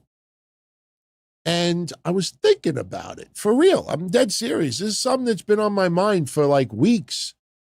I'm going to share with you now. I'm curious how you react. And tell me no if you think it's stupid. I won't get mad. I'm trying to come up with an era for AEW this year, especially since they signed Edge and Mercedes Moné and people like that. And I'm going to show you a graphic first before I reveal what I want to call this era. This graphic is pretty startling. And if you look at it, it looks kind of like somebody in critical condition in a hospital and they're getting an EKG done. But if you look at this graph, the blue represents the ratings for Dynamite for 2024. Now, obviously, as you could see, the blue is at the lowest of any year at all. There's not even an area where blue creeps up into a different year. But what's even more startling is if you look even between June and July, if you look at previous years, those months are usually an upswing for AEW, and it is the opposite. If you go back and you look at March is usually kind of an upswing. Or if you even look at April is an even better example. You see an upswing in 2022 and 2023, and 2024 goes down. So for everybody out there that tries to make excuses for the ratings, look at the entire year, but look especially since March. So I was thinking, what can we name this era for AEW? And this is what I want to come up with. ever since they brought in Mercedes Moné, they came up with this new Dynamite logo. And I swear, Jesus Christ, if you look at the ratings and the attendances and the trends, ever since they debuted that goddamn logo, there's been a pretty substantial downswing. Of course, people are not going to I ain't tuning in. That logo looks like shit. It's not the logo, but I think I want to call this era the bad logo era. Because ever since they have debuted that fucking logo, their product, their attendance, their ratings, their revenue have been kind of shit. So I don't know what you all think about it, but I think from now on, I'm going to call it the bad logo era. I think that logo has been a jinx for them. They changed the logo and everything has been down ever since. So the bad logo era, that's what I want to call it. The bad logo era. Bernard just sent this in. Thank you, Bernard. Alternate dimension. What if Don, Tony, and Kev Castle did go down to Florida to meet Bully Ray and TNA? How do I think it would have went down? Honestly,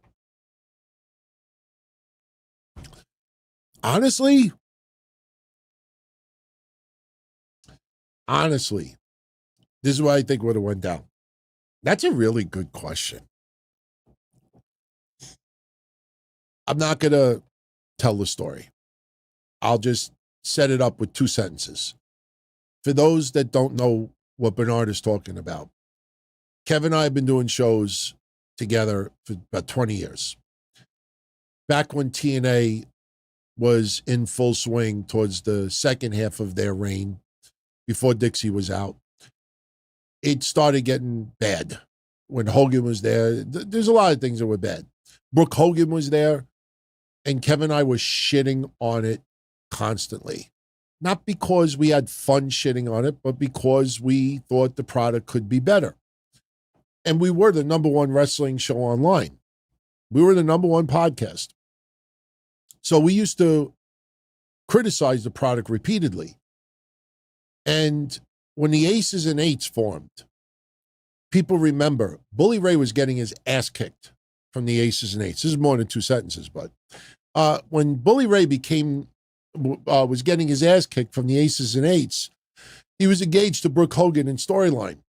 So we're going to do a wedding, and then it ended up that Bully Ray screwed Brooke Hogan, and then Bully Ray revealed that he was the leader of Aces and Eights. And we fucking laughed so hard on the show, I think I urinated in my pants. And I said they needed 6 segments on the following episode to try to explain to us why Bully Ray was getting his ass kicked weeks and weeks, and then he's the leader. And they were trying to play off that, it was kind of like he earned like initiation, like he took a beating in order to be the leader. I mean, especially when you're doing Gates of Agony or whatever that show was. What was that? What was that TV show? That doesn't sound right. Maybe that is the right name of it. No one gets their ass kicked from the gang for weeks and weeks and weeks to become the leader. So he starts calling us out for the shit that we were saying. And at the time, Tito Ortiz debuted. And I'll never forget it. Tito Ortiz came out there and he was like this. And you heard his music and there was no fucking reaction at all. And I hear, Tito Ortiz, is that Tito Ortiz? And he's standing on a ramp like this. And we went on the show. We were like, there was no fucking reaction at all. This is awful. So he started calling us out, challenging us to go to Florida to confront him face to face in the ring. He was going to pay for the flights, and he dared us to come to Florida. And I said, we're not going to Florida. I was like, for what? I'm like, you'd be a moron if you admitted that TNA sucks right now. Like, who in their right mind is going to go against their boss and say, you actually make a point. Tito Ortiz's debut really fucking sucked. So I was like, no, we're not doing it. So we didn't go. And he was calling us pussies. And a whole bunch of people online were ganging up on us, calling us lackeys. I mean, it's all dead and buried now. There's no angst. There's no issues. Bully Ray actually gets along with Kev, especially. I think Bully Ray's cool now. I have no issues with him. At the time, he was sticking up for his company. I totally understand it. Sons of Anarchy, thank you very much. Gates of Anarchy is a bad gimmick in AEW, right? It's not that bad. It's actually not. It's just the way they use them. I think that's the problem. That's what I was thinking, the Gates of Agony. Sons of Anarchy. What I honestly think, what would have happened if Kevin and I truly would have gone down there. This is what I think would have happened. You know, I should ask him one day. I think of two scenarios. I think that if we would have responded to him and said, yeah, we'll come down to Florida, I don't think he would have booked the plane tickets.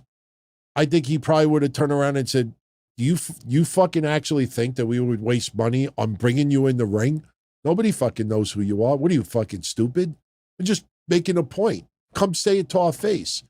So I think if we would have accepted, I don't think they would have actually booked plane to fly us down there. But let's just say for the fun of it that they would have. I think what would have happened is if we would have got there, either he would have confronted us in the back, and there's no way we would have been in the ring. For what? To curse us out? To tell us how great TNA is? And the fans are going to be like, who the fuck are you? Like, to us, like, there would be no reason. Like I said, I don't even think he would have brought us to Florida. But even if he did, I think he would have confronted us in the back and told us off. And I think that would have been it. I think that would have been it. I also think back to what happened with Mad Zombie. I think back to what happened with Mad Zombie. You know, listen, Bully Ray was a bully, and Bully Ray was an asshole, even working behind the scenes in ECW back in the day. Bully Ray has mellowed out quite a bit over the years. To me, he is nothing as was perceived back then. But when Mad Zombie was selling the Beulah McGillicuddy porn on eBay and in front of ECW house shows in New York, the one time that they brought him into the bathroom, I was doing the hotline at the time with Matt Zombie and Brian Damage. And when they brought him in the bathroom, Bubba Ray and Tommy Dreamer were in the bathroom also. I'm pretty sure Tommy Dreamer was there, but one of them, I mean, this is what Matt Zombie says. Maybe Matt Zombie was full of shit. I will tell you that there's at least 10 witnesses that have told us, even at that time it happened, but they told him, please stop selling the Beulah McGillicuddy video. And he said he would stop. And he left the building, was not welcomed in ECW afterwards, and he started selling the video again. But so no, the point I'm making is that Bully Ray would have never put his hands on anybody. As much of a jerk he may have come across, he's not stupid. Like, he knows that if he got physical with someone, he can't predict what the other person's going to do. For all he knows, if he puts his hands on me and Kevin, we press charges. He gets in jail. For what? Why did you do this? Well, I was defending TNA. What are you, stupid? Like, he would not have gotten physical. You know what I mean? Because people have said over the years, he would have kicked your ass. I honestly don't think so, because why would he put his job in jeopardy and, you know, put us in a situation where, you know, like, my God, he's picking on marks, you know, because that was kind of the aura at the time. Some people were like, why are you wasting your time on these two nobodies? That's pretty much what was going down. So, but that's a good question. I never really thought about it that hard. Like, what if we did go? You know, it's almost like, what if Vince McMahon did show up when Eric Bischoff challenged him? You know, pretty interesting when you think about it. Bernardo also asks, do I think Soup and DTKC will ever run it back? Well, Kev does do some content with Mish already. As far as Mission Joey Numbers with me, nah, it's not happening. Joey Numbers has a hatred for me. Maybe warranted, but that I don't think is repairable. One day I'll probably talk to Mish again. I don't think it's anytime soon. I have no anger, upsetness with him at all anymore. He actually roots for Kevin and I root for them. I just think that unfortunately things happened, and I don't see it being brought back. I don't. And they do a great job, man. They do a great job. Listen, a lot of what happened was my fault. I'm man enough to admit it now, but some things I just think are not repairable. But like I've said before, I will never put it this way. You know why I would always be one day talk to Michigan? Because I'll never forget what he did for Kevin I from like 2005 to, like the mid 2000s. I mean, that guy did so many intros and promos and spread the word of what we do, and he bit bullets for us on social media. That guy did a lot for us, and I will always be appreciative of that. He definitely did so much. Look, even the old school intros that you hear, some of them he made. He made some of those. So I'll always be appreciative of that. So. All right, Liddell is asking, wait, Beulah McGillicuddy had a porn? McGillicuddy had a porn. E-I-E-I-O. She stuck that bullet in her. Well, I don't know. I'll tell you what it is. By the way, we're at 1 hour and 47 minutes. We'll go to 2 hours, and then we're going to finish. All right. Beulah McGillicuddy debuted, I think, in 1995 in ECW. Beulah McGillicuddy was a model, and Beulah McGillicuddy had done a video for Penthouse magazine.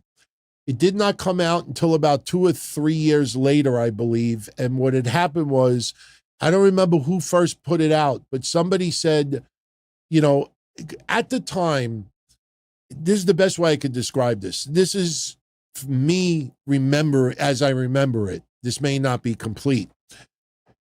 Cable TV at the time did not show penetration. If any of you had cable TV in the 90s, they did not show penetration. You had like Spice Network, the Playboy Channel. They did not show penetration right away, especially in the 80s. In the 80s, they would show you everything but, and then they would repeat scenes over and over again. And then you realize like 10 minutes into the porn, like, wait, I saw them like doing this in the car like 5 minutes ago. Like they would just splice, and it was just, they butchered it.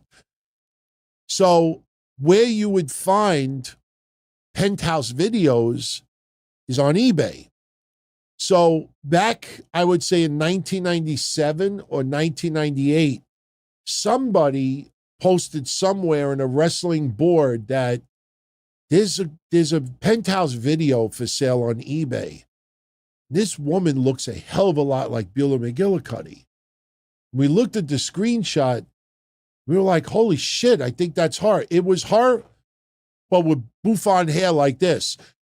I hate to use her as an example. Do you remember Nancy when she was with Kevin Sullivan in Florida? When she had that big boofy hair when they first brought her in? That's what Beulah's hair looked like. Beulah in ECW her hair looked nothing like that. Her hair was straight, went down. So we looked at it, is that her? We weren't sure.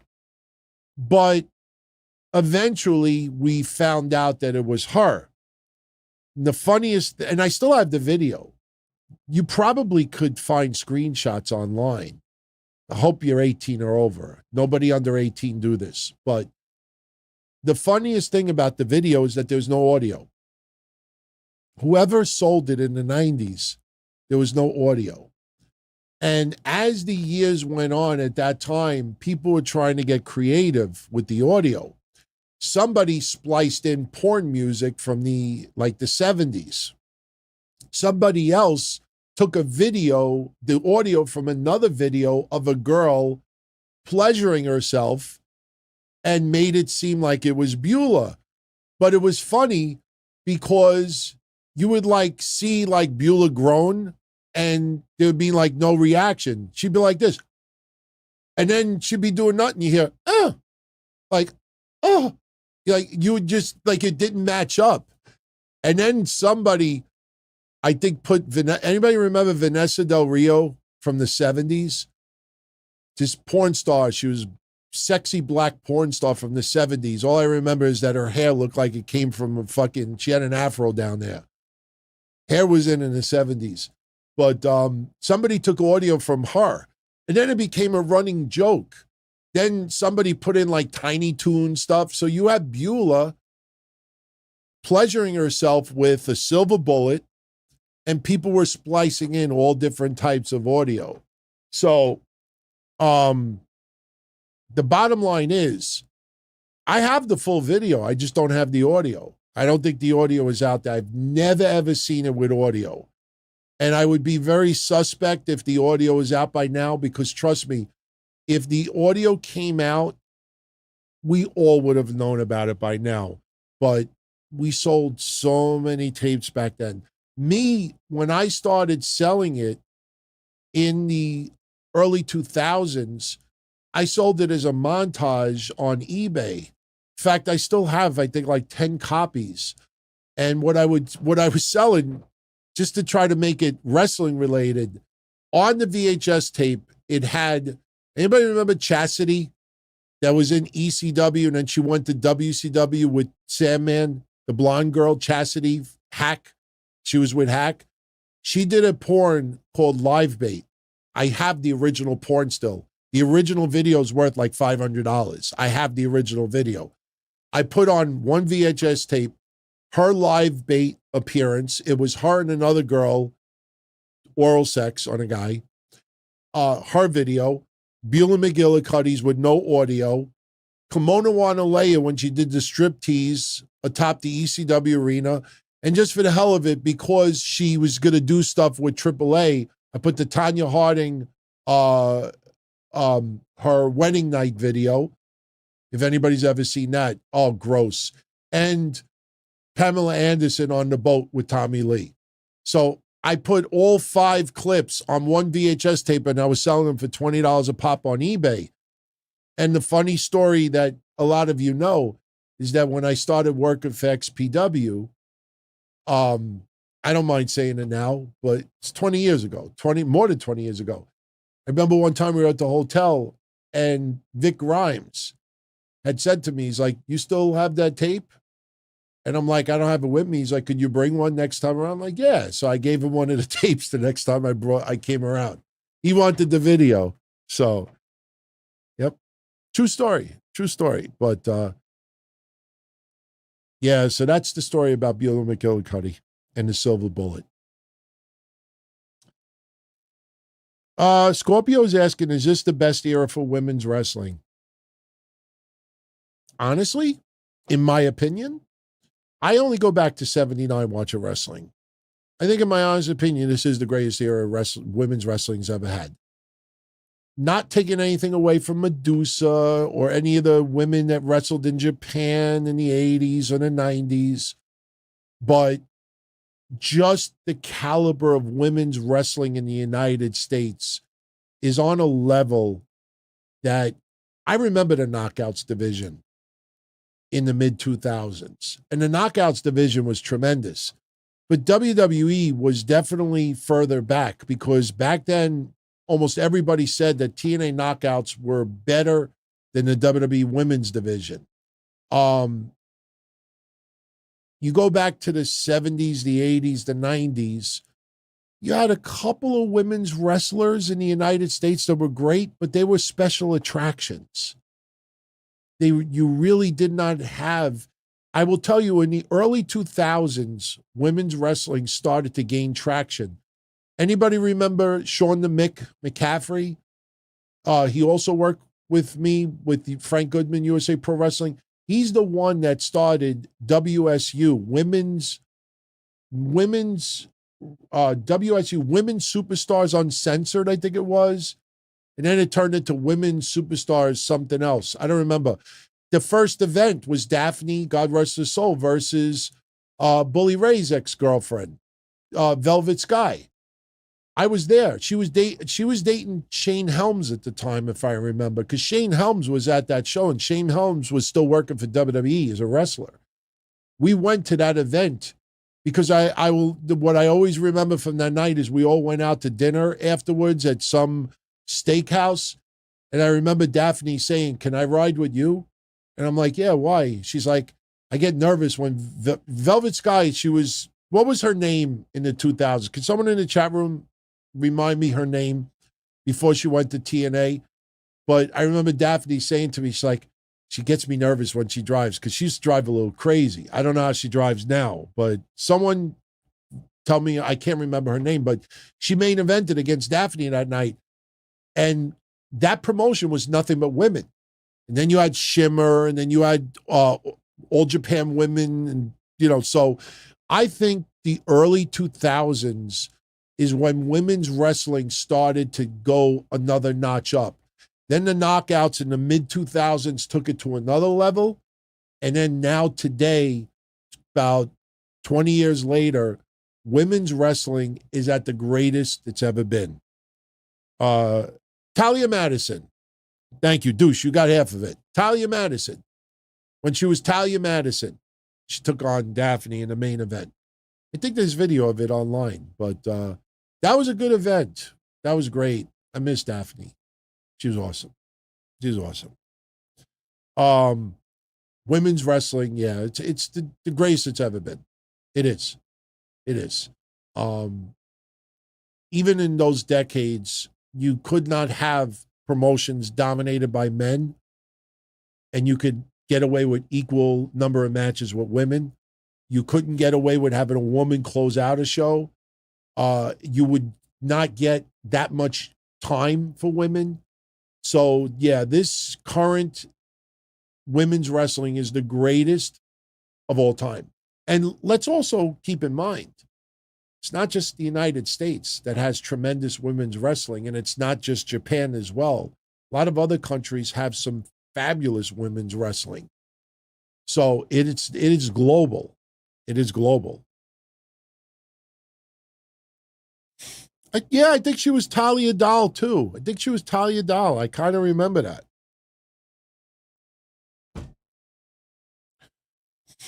All right, let's do a couple more questions.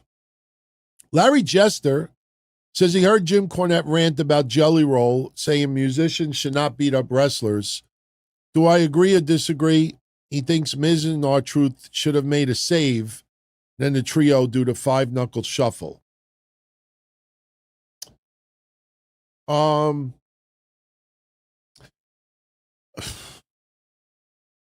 don't have any issue with. Listen, Jim Cornette, I agree with a lot of what he says, and he's a legend. He's a Hall of Famer. He was tremendous at what he did, and he's very old school. So somebody old school would not, let me put it this way, somebody old school is not going to like a basketball player getting physical. They're not going to like a football player coming out from the crowd and doing the Andre the Giant Memorial Battle Royal. It's just Jim Cornette, very old school, that does not want someone, put it this way, he would tolerate Logan Paul because Logan Paul is training and is actually, puts respect in wrestling and cares about wrestling, treats it with respect. Jelly Roll is not a wrestler, and he's not training to be a wrestler. And I'm not a fan of Jelly Roll. I don't care for his music. There's nothing wrong with it. But I will say this. Jelly Roll definitely comes off as a guy who respects wrestling. Doesn't treat it like a joke. Not like a lot of the old, remember the Raw guest hosts that we used to have back then? Remember all those guest hosts? Who was that Asian guy that got dropped on his head, I think from Umaga or John Cena or something? The one that does the commercial for the red eyes and stuff. Ken Jeong, I think his name is. That guy didn't give a shit about wrestling. He got dropped on his head, and then every time he would do an interview and bring up wrestling, he would just talk about, what happened that night. Like, if someone is a wrestling fan and they treat wrestling with respect, don't look at it as just a joke that is just appearing on a show, I have no problem with somebody who has now, obviously, I don't want a midget to turn around and put it this way. I know Zach Allen was a wrestler, but I'll never forget the night that Zach Allen pinned the Big Show in a dark match. Pinned the Big Show in a dark match. Suspension of disbelief. All Big Show had to do was just hook the good leg. Zach Allen's entire wrestling career, all he had to do is just hook the good leg. If he hooks if he tries to kick out with a wooden stump, nothing's happening. It's just a stump. So I don't have any issue with Jelly Roll. Jim Cornette's just old school. He doesn't like non-wrestlers getting physical. Plus, that guy's like fucking, 400 pounds? 360, 370? He's not a little baby. Let me put it this way. If he was going to complain about anybody, I would complain about Machine Gun Kelly. Did you see SmackDown's opening tonight? The first person that they mentioned was Machine Gun Kelly. MGK! I'm like, fuck you for bringing that guy up tonight. Just when they showed the highlights for LA Knight versus Logan Paul, the first thing they said was, it's MGK. I'm like, God. That's what's tremendously different now. Anybody that has any social media presence or any artist, that has a decent following, they'll get play in WWE. So, OTX Tribal Queen agrees with Cornette. Yeah, there's no wrong answer here. I mean, some people, I will tell you this. I absolutely do not want to see Jelly Roll in a match. I do not want to see him team up with John Cena. In fact, I don't think that's going to happen unless that guy loses another 50 pounds and actually trains in the ring a little bit. That guy, when he got on his, I think when he hit that move and he was on his knees, he had a hard time getting up. And that's kind of, Tristan is asking me the greatest NWO moment when they formed. When they formed was the greatest moment. I mean, there's other moments when they won championships and everything, but when they formed. All right. Let's do 2 more questions and let's finish this. Yeah, Larry says that Jelly Roll is 40. I mean, it's not that old, but he doesn't look healthy. I just don't want to. I just don't want to. I'm shocked at how over he is. But then again, when you think about it, they paired him with R-Truth and The Miz. You put anybody with R-Truth and The Miz, and they're probably going to, well, especially R-Truth, they're going to get over. So, Kyle is asking my thoughts on Ricky Starks, the Ricky Starks rumors, and who his first WWE opponent is. I think we talked about, we talked about Ricky Starks yesterday. I think that was the last thing that I put. That suddenly it's becoming a buzz again. Ricky Starks absolutely will be going to WWE. Don't know when. Don't know when his contract is up with AEW. If his contract is not up anytime soon, I think Tony Khan will let him out of the contract. He has a very, very close relationship with Cody Rhodes, which definitely does have some influence. But I could not tell you who his first opponent would be, because I think if Ricky Starks goes to WWE, I think he is absolutely NXT bound. I don't see him on the main roster right away. I kind of put him slightly above Ethan Page. Ricky Starks, I think, would have to kind of tweak his character a little bit, because he's got to tweak his look a little bit. I think Ricky Starks starts in NXT. And you know what? If he does go to NXT, maybe Ethan Page will be his first opponent. But I don't see Ricky Starks going right to the main roster. I think that would be too much. I think he's got to adapt to the WWE machine a little bit. And I think he needs to also tweak his character a little bit.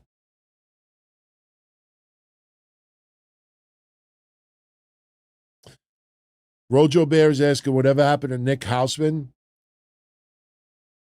I've criticized that guy a lot in the past. I could use that to criticize him now, but I honestly don't know. And I don't see, I learned my lesson on Discord. I can't open browsers while we're live because anybody that's into tech, what sometimes happens if you open a browser while you're doing a live show, your computer thinks that you open the browser to take priority over everything else. Then my sound card disables the audio for the show and puts it with the browser, and then you can't hear me. And then I got to reset everything, and it's fucked. I was going to say, let's all go on Twitter later and just check his Twitter and see if he's been active. I haven't heard anything. That's a name I have not heard a peep from. A little surprised because a lot of these people that are in this wrestling media, this is what they do. They don't do nothing else. This is their livelihood. And I'm not disrespecting it. If that's what your livelihood is, that's cool, man. Even though I don't agree with a lot of his stuff, and sometimes he could be a little snowflake, little bitch, with some of the things that he does, I also know he works very hard. He works very hard. So I don't know. That's a good question. All right, one more. Who's going to get the final question for tonight? Who's going to get the final one? Let's remember Sunday night, 8 p.m., Kevin and I, right here. Join us. That'll determine if we do one in September. I think we will. The turnout in March was tremendous, and the turnout in June was even better. So I know some of you are already lined up with some questions. It's going to be a fun show. It's definitely going to be a fun show. Rojo says it would be a shame Tony Khan would push Jungle Boy instead of Ricky Starks. Did you guys hear my crazy idea yesterday on the news report about Jungle Boy in that Taco Bell commercial? Anybody notice something about that interruption? If you didn't tune into my news report yesterday, I'll tell you briefly. If anybody goes and watches it back, the AEW logo and the live logo stood on the screen. If it was TBS's main feed interrupting AEW with a commercial, they don't mix it together. You don't mix two videos together. I wonder if AEW tries to turn that into a storyline. As stupid as it sounds, the Elite are taking over AEW. What if every time the Elite put all this production in and make a video or a promo or something, and somebody could be Darby Allin, it could be somebody else, could be Christopher Daniels, fucking with the Elite, that every time the backstage segment or a video package comes on, they fucking interrupt it with a commercial. Chalupas. As stupid as it sounds, I think it'd be fucking funny, man. Troll the Elite. Somebody sabotaging their segments. Every time they do a segment, interrupt it with something. And you use commercials because they're sponsors. They're paying for advertising. It's a creative way to get an advertiser on. Just me thinking outside the box. If it happens, where I'm the only one that brought it up, so. Tribal Queen looked and said that Nick Houseman's been laying low, that he got too much attention. I will tell you, getting attention is not the problem. I think, here's my honest opinion. I will tell you, and I've credited people in wrestling who have said to me in the past, talk good about me, talk bad about me, just talk about me. And I do live by that to an extent. I prefer people to talk positive, but if I deserve criticism, give it. I think a possibility why Nick Houseman is quiet, maybe Jericho tried to sue him. Remember, he made some wild fucking claims about Jericho towards, who was that female wrestler? Kylie Ray? Kylie Ray, right? He made some wild accusations. And I even said at the time, if I'm Jericho, he's got so much money. Just fucking pay a lawyer $500 to fuck with Nick Houseman. Send him a legal letter. Make Nick Houseman sweat. Let him fucking hire an attorney and apologize. Kiss Jericho's ass. Lick his nutsack. Pardon, I'm sorry for getting that explicit. Seriously, I have a feeling somebody went after Nick Houseman and Nick Houseman shut up because of it. I don't think that's as far-fetched as you think. Why would you lay low? If you're a journalist, what are you laying low from? You know, you're laying low from the cops, the mafia? Like, if you report, why do you lay low if you're reporting? If you report, if you do discussions, you don't lay low. I think he's laying low because somebody went after him. I bet you somebody went after him legally.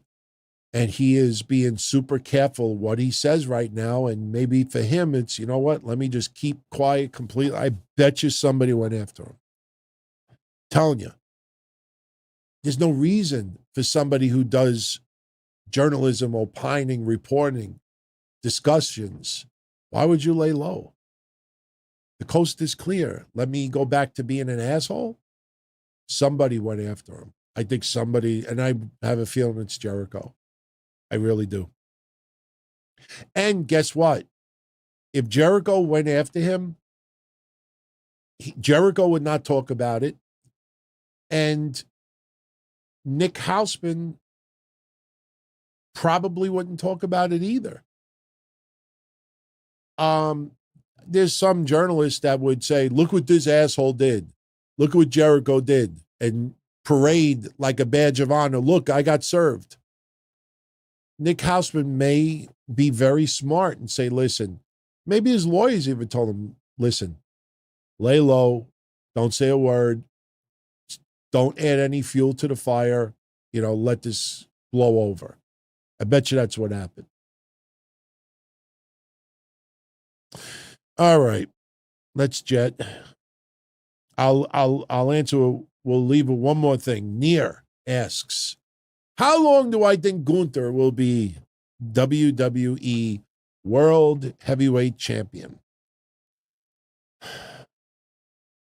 I think there is a very, very, very good chance he remains champion till WrestleMania. I hope we get Brock versus Gunther. I will tell you, Brock Lesnar will be back soon. Don't know exactly when. Don't know if it'll be all the way to the Royal Rumble. But when Meltzer reported 2 weeks ago that lawyers told WWE do not bring Brock back until this lawsuit is done, that is one of the, when Dave, listen, I love Dave. When Dave said WWE attorneys told WWE do not bring back Brock Lesnar until the lawsuit is done. Warning, bullshit alert. That lawsuit could go on for 5 or 10 fucking years.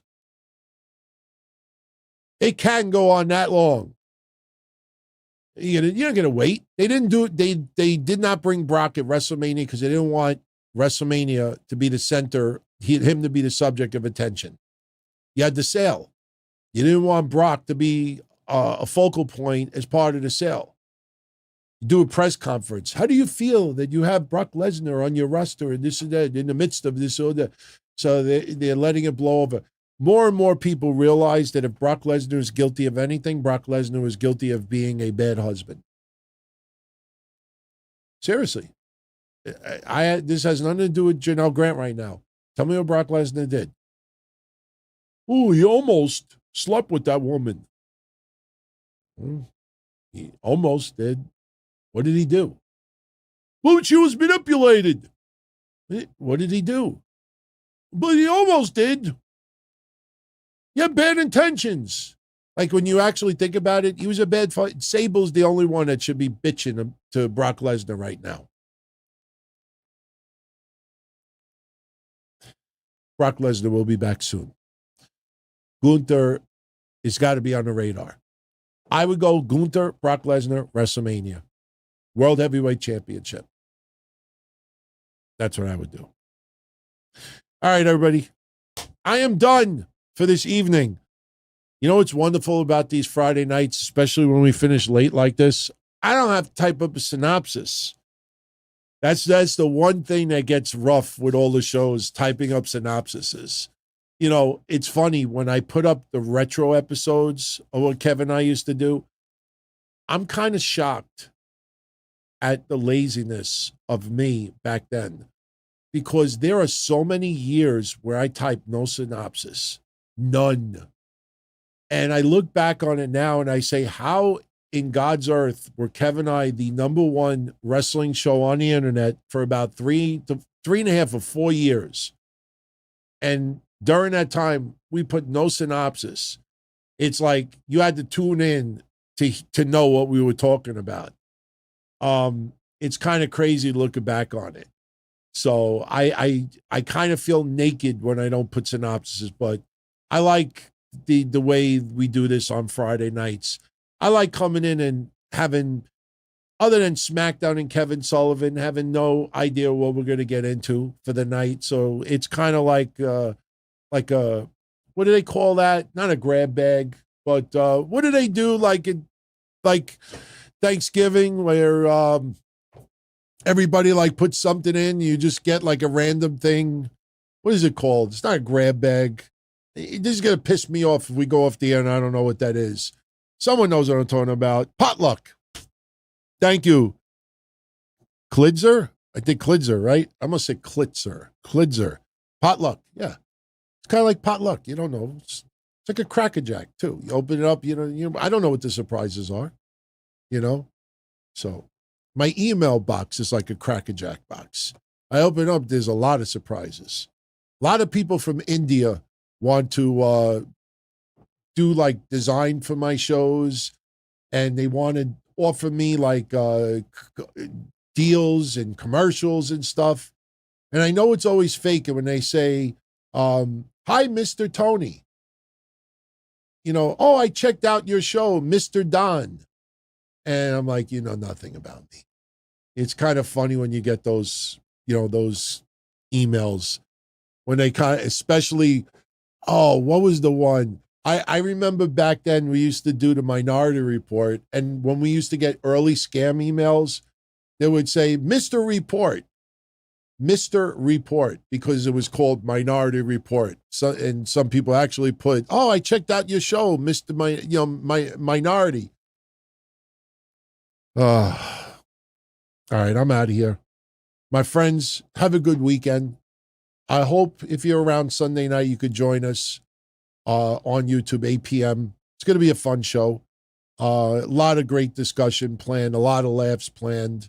And your next daily news update will be Sunday morning. So I'll get into the weekend of news. I don't know how much is actually going to transpire this weekend, but we'll definitely cover it. I know based on this week, we are up to date with everything.